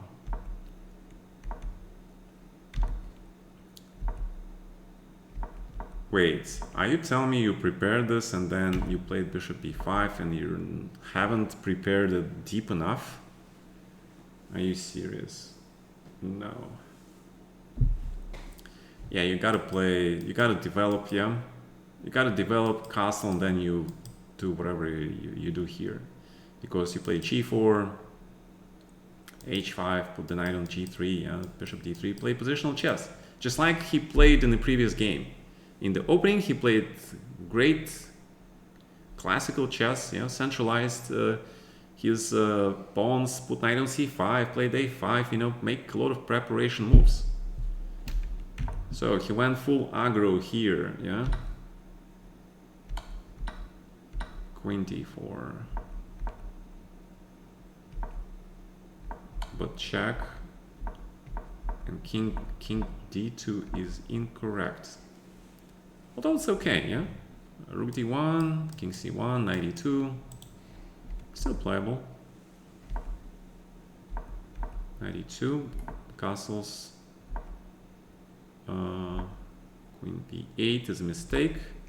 And counter mistake. Yeah, bishop a3 you have to play. Yeah, bishop a3 you must play. You must play and try to utilize this thing.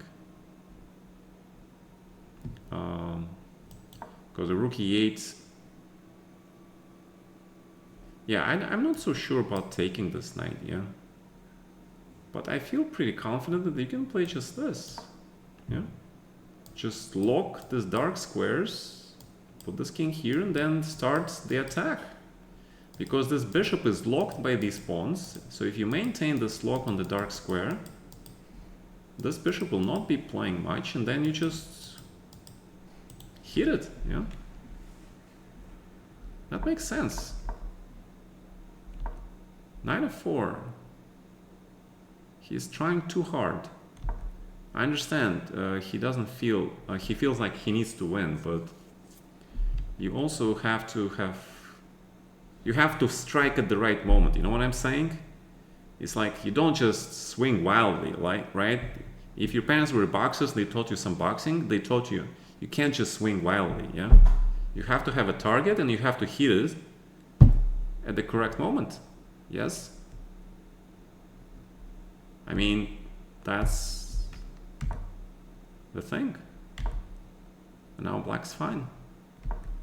Goes bishop a3, you don't have a lock on c5. Queen b6. And black's gonna go c5. Yep, and black is better. Because this pawn is actually gonna go to c4. And then this queen is now in danger after a5, bishop e8. Pair of bishops are now in full power mode. c6, okay, bishop f4 is a threat. He doesn't care about this pawn.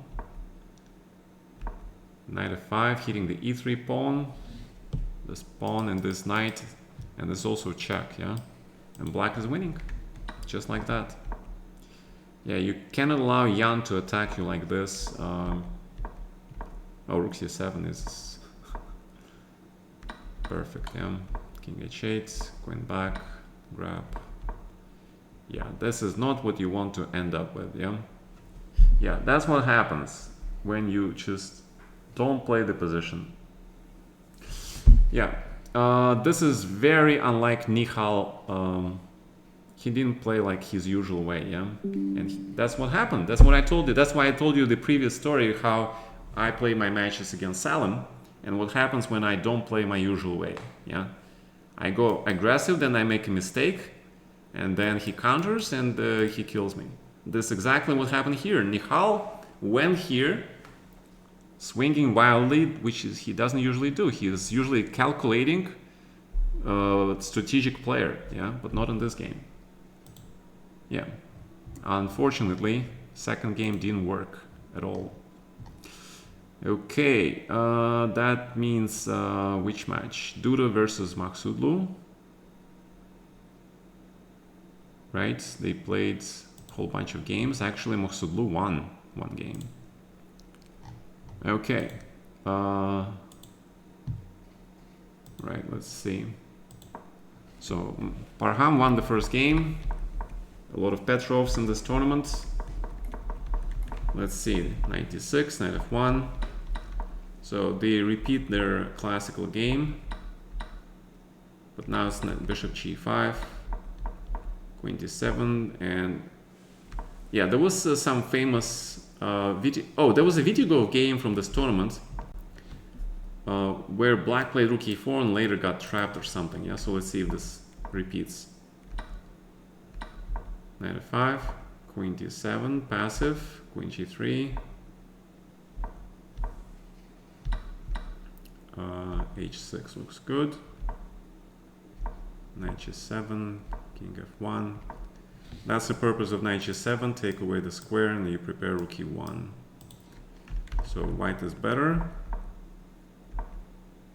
And the question is, how can you improve your position for white if this knight is stuck? This knight is stuck, but also this knight is stuck. They're mutually stuck. How does white improve this position? It's an interesting question. I don't see how. Yeah, I can't see it. Okay, let's see it. Queen e3, logical, but so what? Queen a3, okay. Rook f8, why? If you take on c4, what? Oh, okay. I forgot about this knight. Nice board vision. Okay, so take, c4 anyway. Queen f4 is okay. Rook d8 and c4. Yeah. This. Okay, black is getting squeezed. Yeah. Black is getting squeezed. Now it's +1. Why is it +1? Because this pawn is weak. I mean, white is probably gonna go queen a5 some point. That's what I think. Rook e2. Queen a4, rook here. Also, you can play rook to the b file, yeah?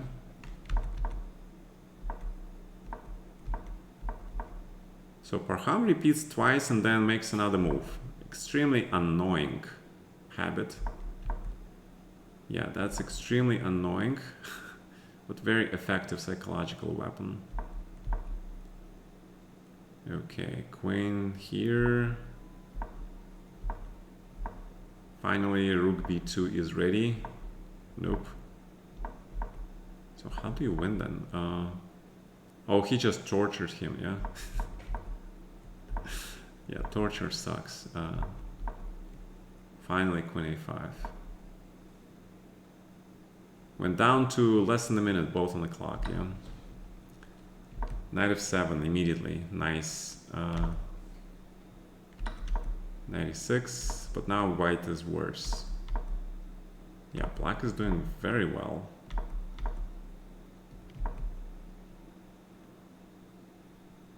Rook e8. Looks better, I guess. Oh, he made this mistake. Why is it mistake? Why is knight g3 a mistake? Queen d6.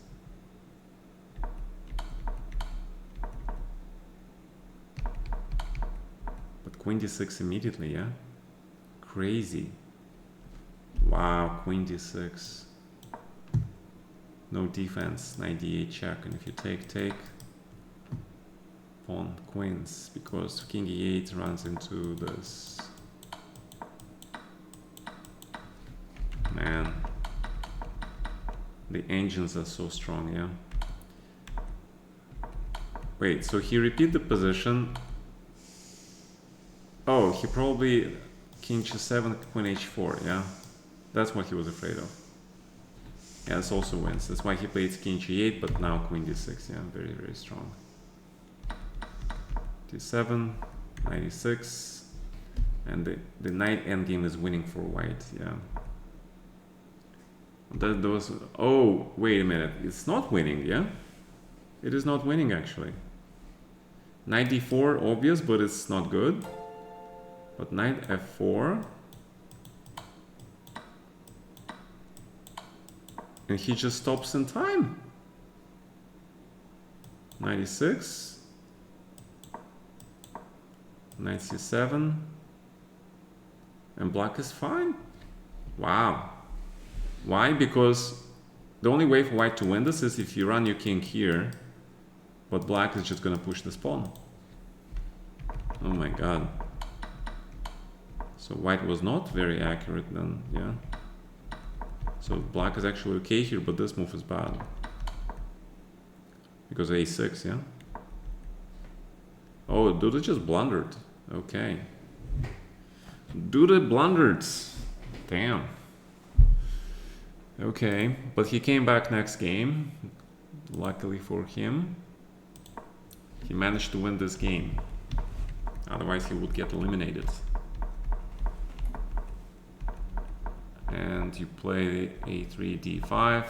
Okay, it's just, but didn't in the last game, in the classical game, Oksulu played knight b8. Why didn't he play here?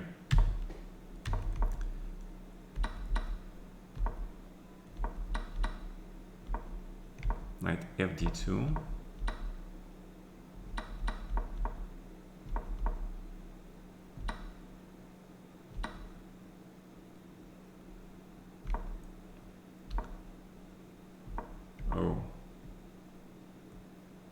Okay, advantage from the opening. Important. Oh, he didn't see 93. Oh, he blundered 93. After 93, white is winning. Just winning. Wow, okay. Just winning, yeah. Because this knight is now coming with the tempo, and you don't have f5. And this knight is terrible. Black has zero compensation for the pawn. Zero compensation. And it's the endgame. Endgame with extra pawn for white requires technique. Let's see the technique. The technique is there. Rook is untouchable. Easy win for white. Yeah, pretty easy.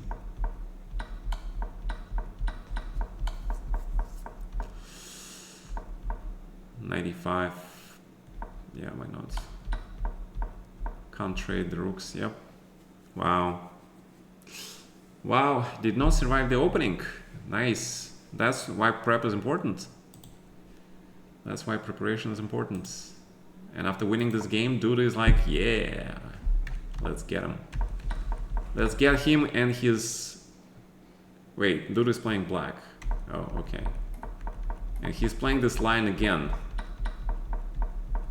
He just lost this line and he plays it again. Well, you gotta have a really strong belief in this, yeah? Knight f7, I think this is better. Yeah, this is better than allowing white to play that ridiculous knight f5, queen g3 thing. I remember I played a blitz game on Title Tuesday like that with black.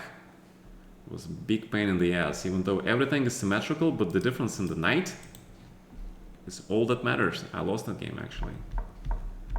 Yeah, that was painful, surprising, but knight h6. Yeah, and now this bishop is pretty much useless, yeah.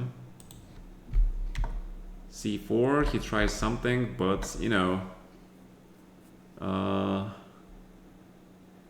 yeah, probably Maksudlu tries to play for a win here, but ill-advised. Not in this situation, he is worse now. Wait, knight c7 does not seem right, because...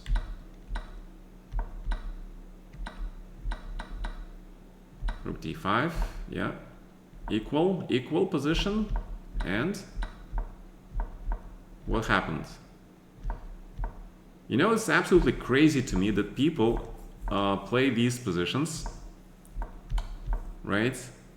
I mean, king g2 just draw, white king e2, hello? People play these positions absolutely equal, trying to win, I guess. And then something happens and you lose, yeah? Wait, white is winning. But this is wrong. Why is white winning? Queen e3, queen... Wait, that means Maksudlu played correctly for a win? Really?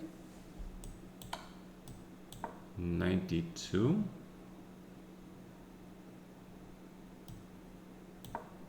And just queen... Oh, there's only one move, queen c5. Aha. And you bring the king.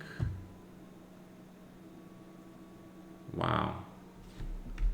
So he actually played correctly for a win if he could win after queen e3. Man. That would be ugly way to lose for black.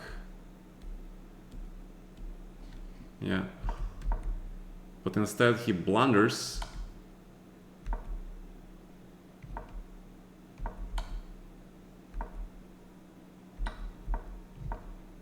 Why not king c5? Knight c8, okay. Instead, white blunders and he loses the game.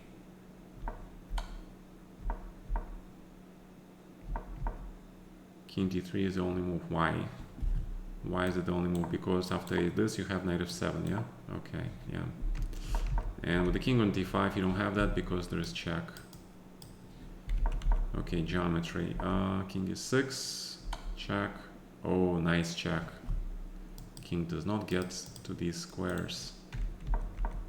And the pawn just check. Queen g8. Knight g4. Black wins. Yep, that's what happens. Actually, you know, impressive, yeah? Dead equal position.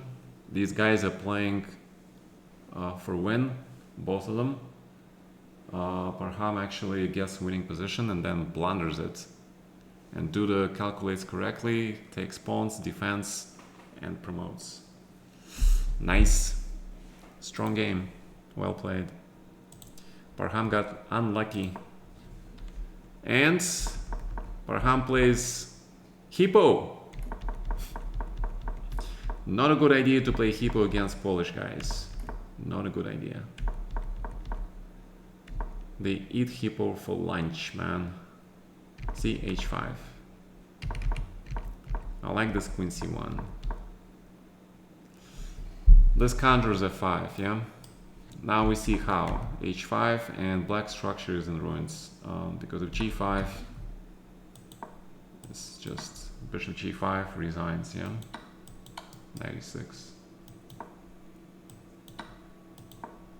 And you take this one. Check. And like 4 pawns attack. Black is dead. And after h5, if you don't do that, you have to take on e4. This pawn is hanging, this pawn is weak, king is weak. Yeah, the problem is that you can't even take it because this is hanging. And if you take with the pawn, you have to win with black and you're stuck with this ugly position where only white can win this. That's not what you want to get from the opening. That's why, you know, you don't play Hippo in a must-win situation with black, because your opponent is well prepared, better than you, and you get into bad position and you just wait.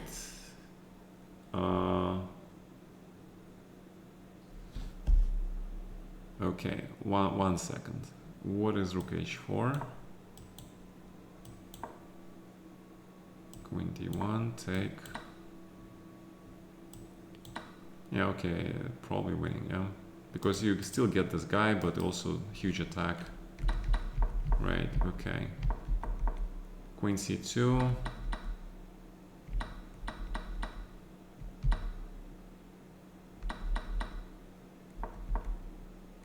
Huh. Actually, this is kind of weird, yeah? Black has extra exchange. This is actually playable.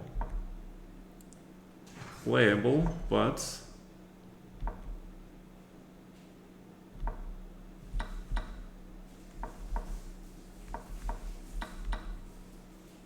you have 3 minutes and you have time advantage on the clock. So Parham had his chance actually.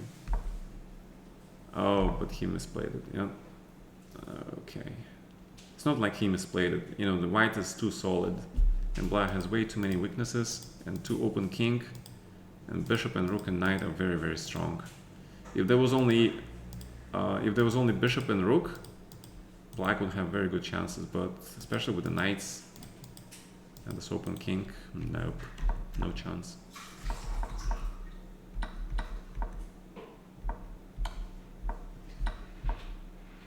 White is better.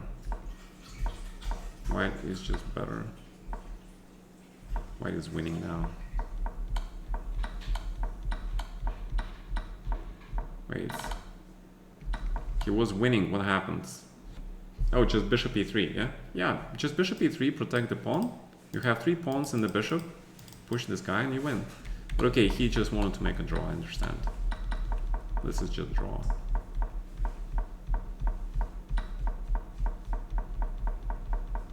This is a draw. Wait, but the wrong corner, yeah? Wrong corner. Hold on a second. It's hard to make use of this corner because this pawn is important. Bishop gets here, no mates along the h-file. Nice.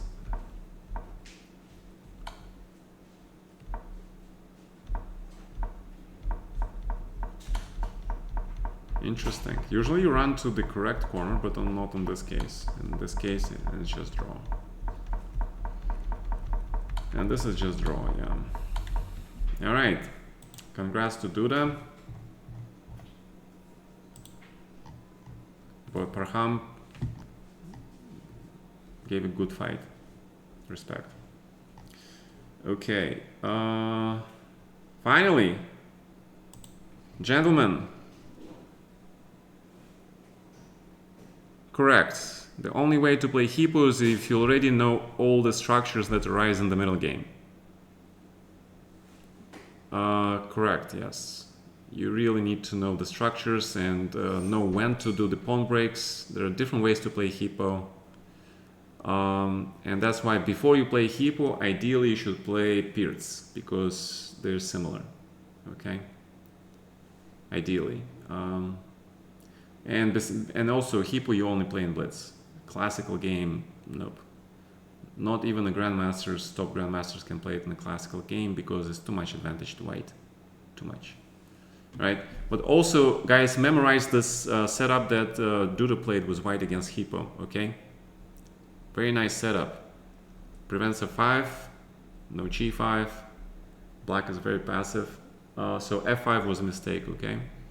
Black had to switch to e5 or c5 and Spanish sort of structure. All right, gentlemen, let's get to the main. I'll talk about the predictions. Let's go to the main attraction of today. The hero of the day, unfortunately for the Americans.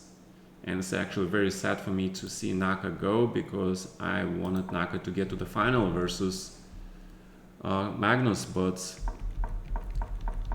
not today, yeah?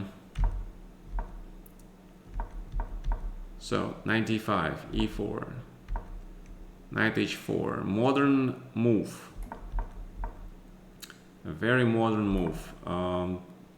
That goes with g5 and piece sacrifice. I think Naka misplayed something here, yeah? I'm pretty sure he knows the theory, but he misplayed something. So, what's the... I had to play d4 here. What? Yeah, this is kind of weird, yeah. Yeah, I mean, if you don't remember these lines, don't play knight h4, okay? Play something normal. Also, don't play knight... yeah, I don't think he expected this line, yeah? I don't think he expected this very sharp line for Pragna. I thought he expected something very solid, like, you know, bishop c5, you know, like take on d5, e4, something like that. Yeah, but after this, meh. Because if you take on b4, it's another line, but black is just doing fine here, yeah? It's also just good for black. So knight h4 is a very forcing line, but you have to know it. I think this was a mistake, yeah? I don't know what mistake is. I don't know this line. It's like huge analysis, okay? You have to check it yourselves. But this doesn't seem correct.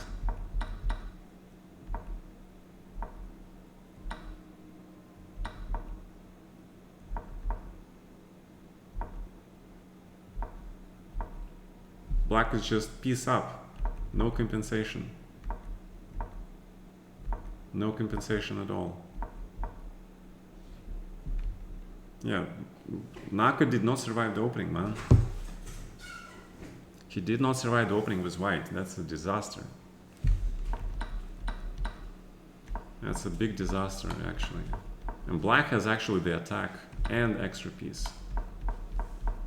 I imagine the disappointment, man. I imagine. But if you play knight h4, you better know everything. Yeah? Yeah. Again, good lesson, yes? We saw another person who did not survive the opening. Openings are important.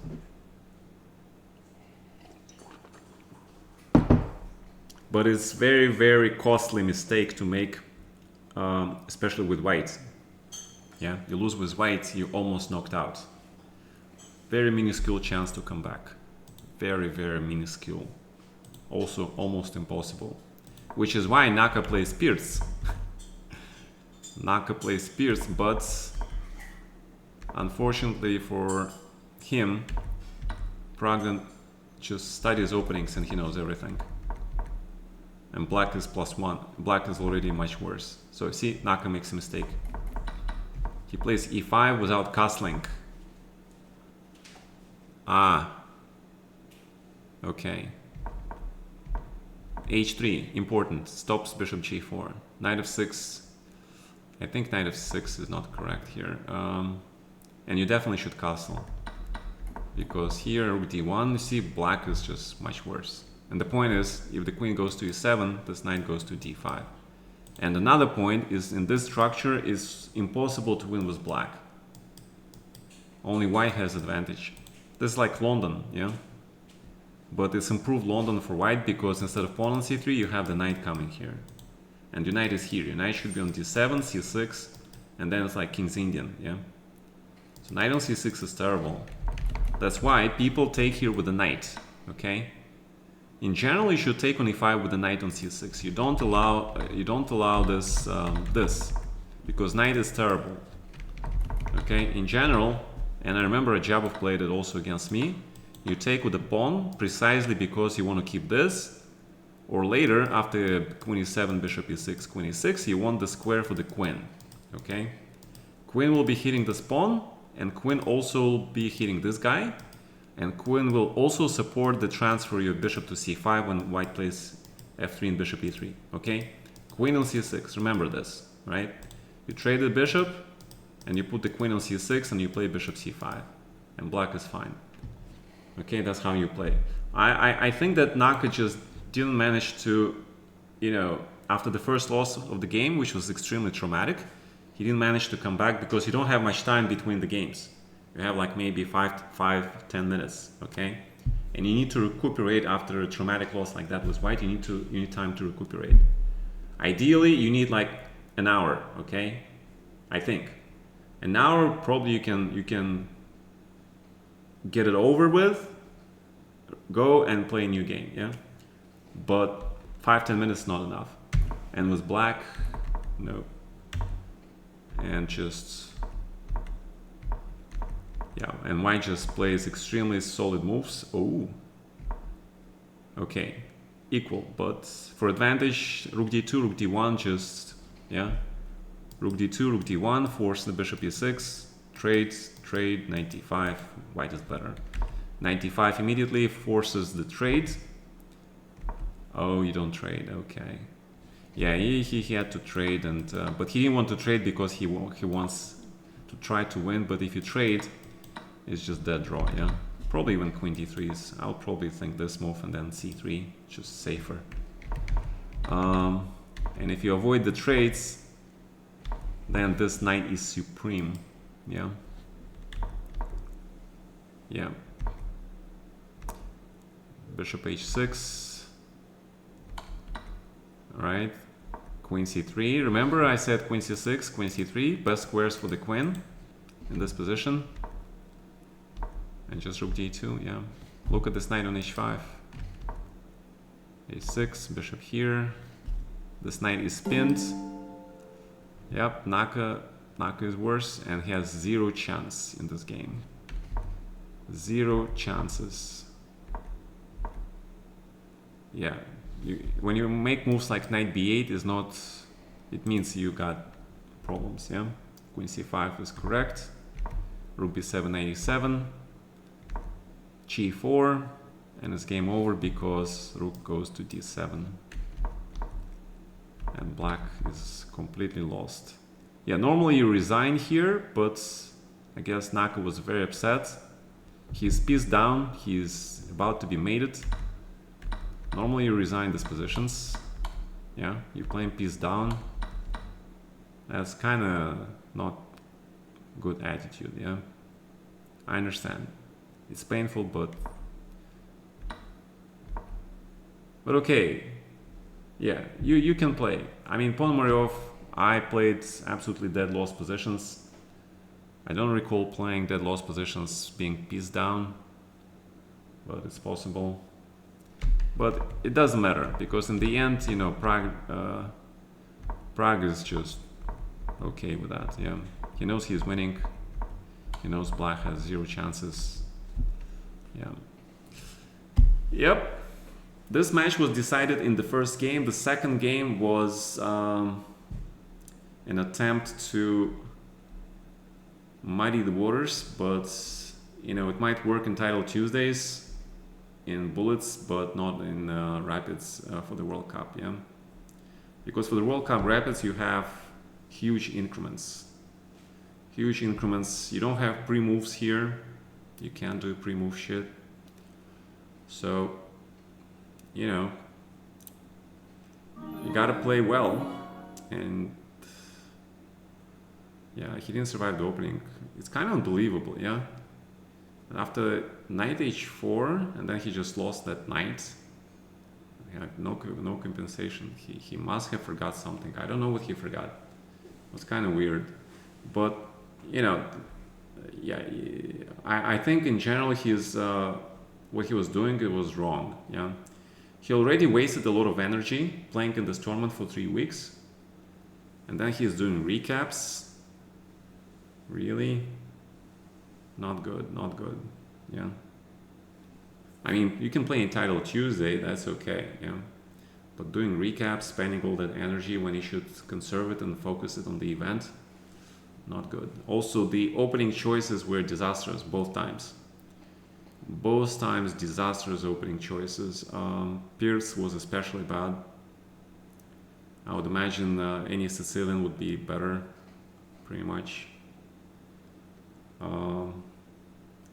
Because he never got anything, he got just much worse. And with white, I don't even know, like, what was that, yeah? Yeah, that was the critical game. Pretty much, you know, that first game sealed the whole match. All right, guys, let's go to the predictions for the next round. So we saw some people getting eliminated. We don't have many people left, yeah? We have 1, 2, 3, 4, 5, 6, 7, 8 pairs, 16 people.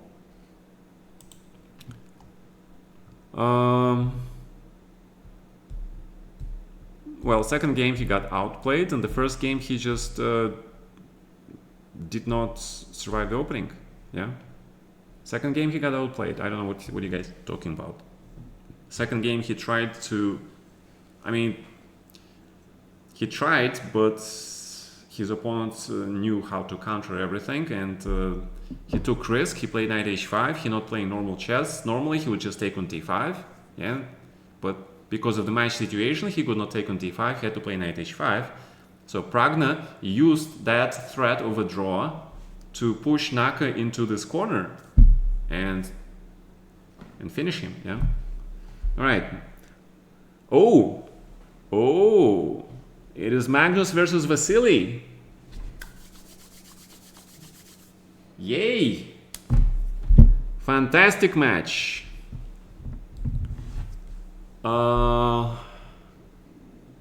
Fantastic match, guys. We are treated to Magnus versus Vasily.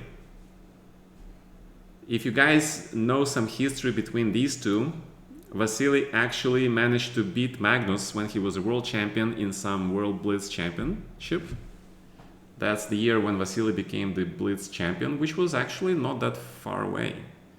I believe it was year of 2013, 14, or 15. Okay. Vasily gets destroyed. Kids, you have no idea who you're dealing with. You have absolutely no idea. Okay. This will be the single most motivating point of the World Cup for Vasily out of the whole World Cup. This match is the reason why he is here. Okay? Pretty much. He doesn't care about winning, losing. He cares about who he's playing and the game. And this will motivate him more than anything, okay? And if I know him from all these years and decades that I know him, Magnus will have a very hard time. He's gonna have very hard time in this match. Uh, this is not even funny. This is not even funny. um, yeah, I mean, obviously Magnus is not in great form. Yeah, he could have lost to Keimer. Especially Magnus is not in good form. Yeah, especially because he could have lost to Keimer. And trust me, Vasily would find that knight takes e4 and he would play it. Okay, if he is given such an opportunity. The problem is that Magnus will know this and he will not give such an opportunity. He will concentrate. I'm pretty sure Magnus will concentrate on this match. Okay, he will actually prepare really well because he knows who Vasily is. And this will be a huge, this is like a jewel.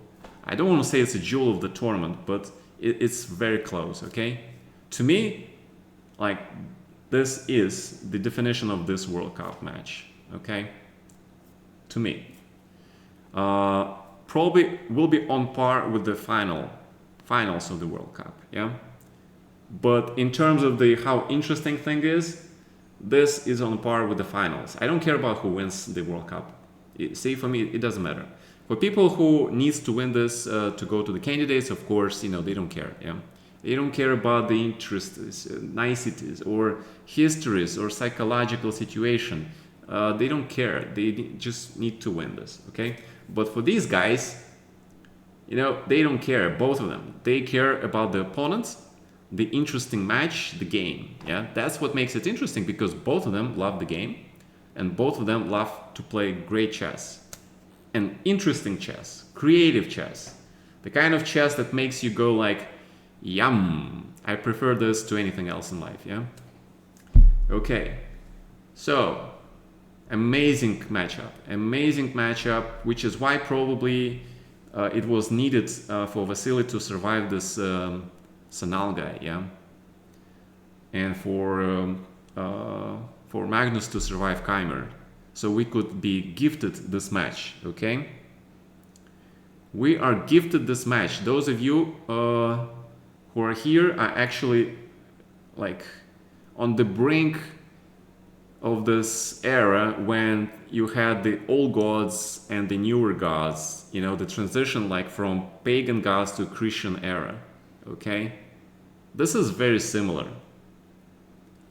I think this is going to be the only time when we're going to see something like this in a classical match. Okay, you will see this guy play rapids, blitz, it's different. But this is a classical games World Cup, and I don't think it will be repeated again, ever. Okay, it's not. I don't think you will ever see Carlsen Ivanchuk, and the match format is perfect. See, if they play in the tournament, nobody cares. Okay, just one game. But here, 2 men enter and only 1 man leaves. Okay? Mad Max, the Thunderdome, right? I don't know if youngsters know this movie, but for the old guys, you remember this, yeah? You remember? 2 men enter, 1 man leaves. Yeah, okay.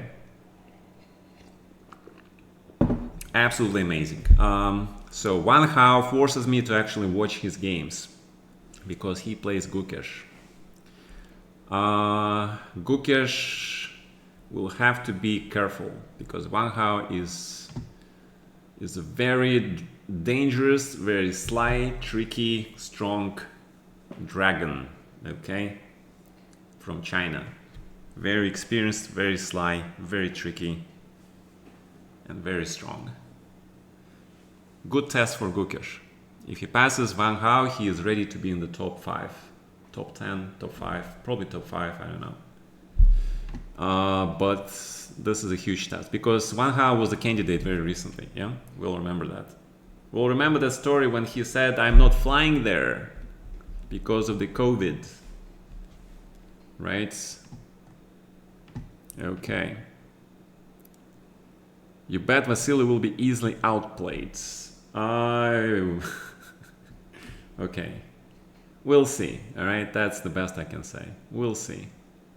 The most important thing, again, remember, guys, you know, is to have fun also. Okay, and these guys will have fun and they will play chess, and let's just enjoy that.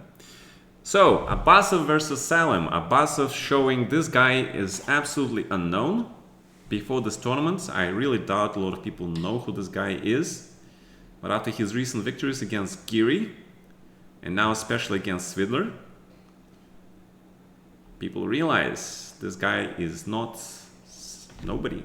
Yeah, he is actually very strong somebody. And this match is very interesting. No idea. 50-50 for me. Vidit versus Nepomniachtchi. Fantastic match. Fantastic match. Because Nepo just knocked out Nihal. Yeah. And Nihal was like #1 Indian player for quite some time. And then was he #1 junior? I'm very confused. There's so many Indian players, but Vidit is making a stake in this tournament. Yeah, he was considered to be very strong, very talented player about 10 years ago, I think, and then he slowly kind of disappeared, and now he's reclaiming his rightful place. Yeah, at the top of the Indian chess. So very interesting match.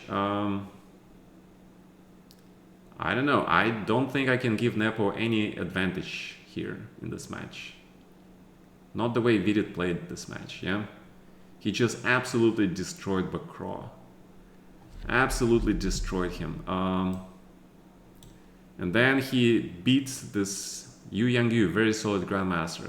Yes, it happened in the tie breaks, but always with small advantage for Vidit.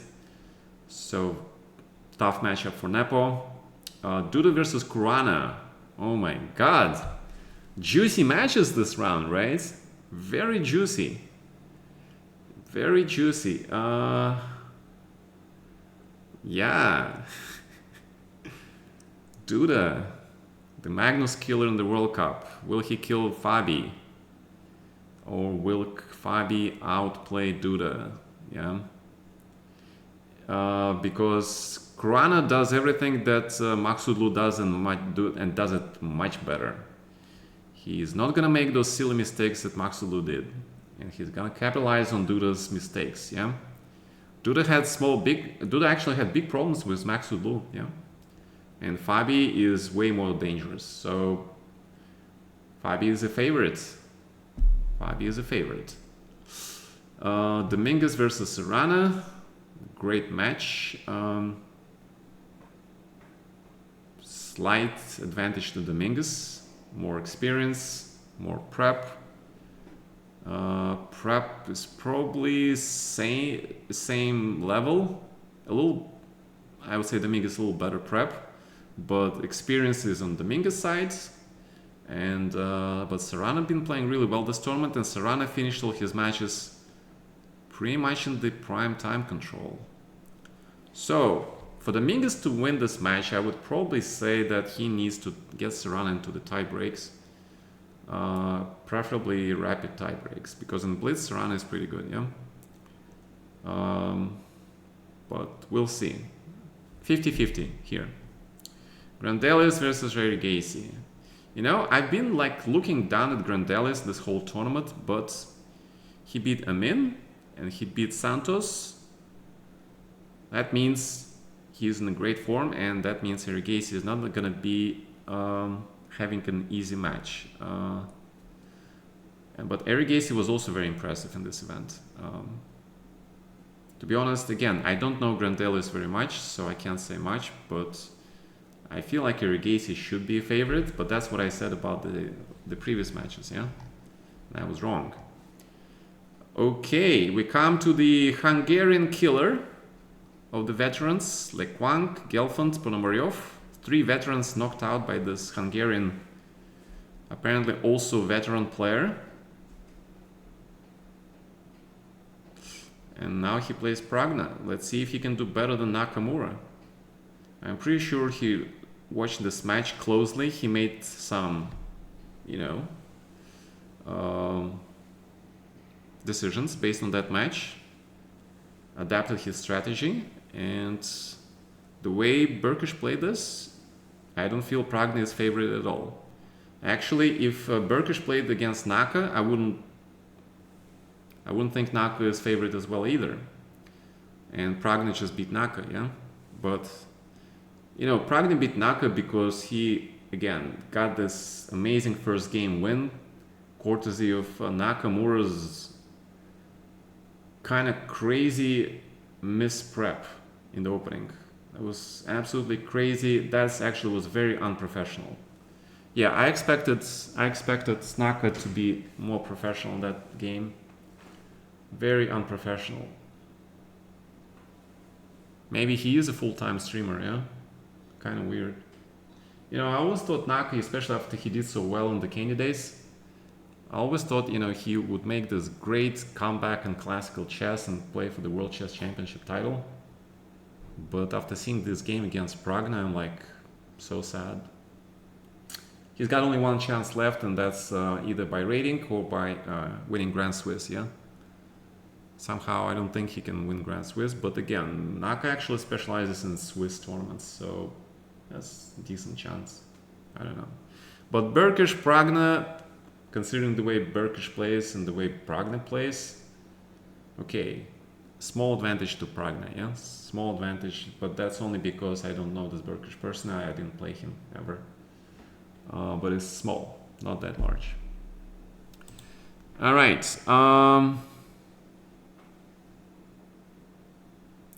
Fabi plays against Magnus and loses on tie breaks. You are forgetting one little detail. Fabi has been playing all title Tuesdays he could, which is very often. He played all the rapid events and he played speed championship events. Fabi version 2018 when he played Magnus Carlsen, or was it 16? I don't remember. And Fabi version 2023 are two different Fabianos in terms of rapid and blitz chess. Okay, I don't know if you have seen recently Fabi actually beat Magnus in the recent title Tuesday or rapid event. I don't remember which one was it, and it was Magnus that blundered stuff. Okay, again, Magnus is not a top professional, but Fabi seemed to take a break from chess as well, so he doesn't seem like a full professional. Maybe he is now, yeah, because if he wins the World Cup, he qualifies for the candidates. That instantly makes him go full prep mode for the World Chess Championship title again, yeah. So I think he actually is going, yeah, if they meet again, Magnus has been struggling the whole fucking tournament. What are you guys talking about? Yeah, he's in for a very hard ride, yeah, in this event. If he wins this, I'll be extremely surprised. But I'll be happy for him, yeah, because that's one title that he's missing, and it's actually an important title. Okay, World Cup is history. There are not that many winners of the World Cups. It's only once every 2 years. Okay, it's history actually. Okay. So, gentlemen, squeeze on Keimer. He was almost lost to Keimer. Come on, man. He only beat him in the final. These tie breaks, crazy. All right. So those are my predictions. We have 8 pairs left, which means there will be only 8 people after next 3 days. Will there be any clear winners in the classical portion? I suspect yes. Probably not many, but there will be like maybe 2-3 winners. I'll be surprised if there will be more like 4 or 5. That doesn't seem right, but 2-3 is possible. I will not be surprised if they all go to tie breaks, but I do expect at least one clear winner in the classical portion, okay? I expect 4 matches at least to go to the tie breaks, and that means we'll see more and more exciting chess, which we all want to see, no? Because we're sitting home eating nice salads or chicken or steaks or I don't know, hamburgers, drinking coffee and tea and watching these games and watching those commentators. I don't watch commentators. because I don't need those commentators. I can commentate myself, yeah. And watch those great and fantastic games. Isn't that good? It's like pizza and movies, yeah? Nah. Okay. Listening to Leko and Dania. Sure, yeah. Excellent commentators, by the way. Excellent commentators. And it's actually a good idea if you listen to different commentators, okay? Because Dania has a little different style than Leko. They see things differently and they focus on different things, okay? So that's the idea. You should listen to different grandmasters and see different point of views, pick up on different things, okay? You learn a lot.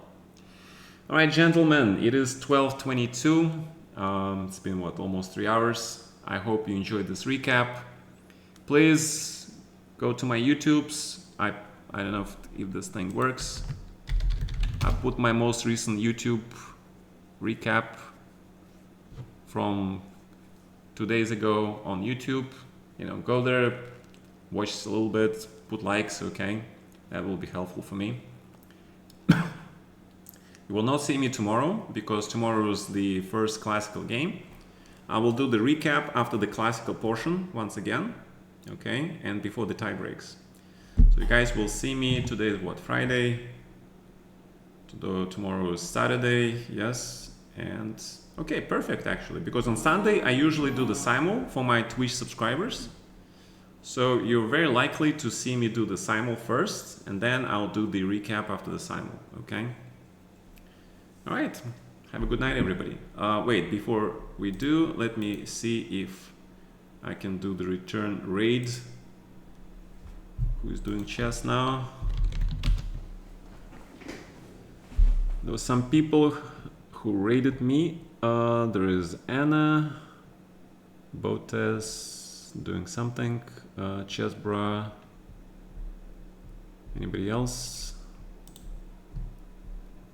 The person who raided me, okay. Nemsko. Blitzstream, we can do Blitzstream, but he's doing language Française. I don't think many of you speak French. Twitch rivals. Okay. English. Who do you want me to raid, guys? I don't know. I don't know. I simply don't know. I see a lot of ladies actually streaming. Wow. Amazing. All right. Who you want me to raid? Benjamin Bock, Anna Kremlin, make up your mind. It's Bock or Anna. TD stream? I'm not raiding TD streams, I'm sorry. Bock. Okay, where is Benjamin Bock? I haven't seen him.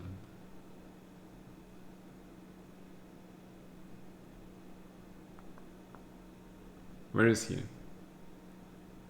Benjamin? Did I miss him? Did I skip him? Where is he? Mr. Lama, me, Nate, Alessia, Photo Chess, Canty, Damien, Mr. Cobra, Jeremy, BK Chess? No, that doesn't look like him. I know that's not Benjamin. Go for Anna? You want me to go for Anna? Fine, let's go for Anna. Wait, but she's doing the Twitch rivals, okay. Yeah, okay, dude. Fine. The fact that you didn't insta-call the pawn move, I instantly started looking for what you were looking for. Does that make sense? Yeah. And the same with when they were threatening our bishop in that really attacking position they had. And you said king, right? I was already looking, what can we do? Dining is like, what is he talking about? Exactly. I need to tell you one more. When you start thinking, I start thinking. Yeah, one more thing. No, I think that's really good. That's exactly what I want. No, I just want to tell you this really quickly before this starts. The French virtual, do you remember it in the last game you went C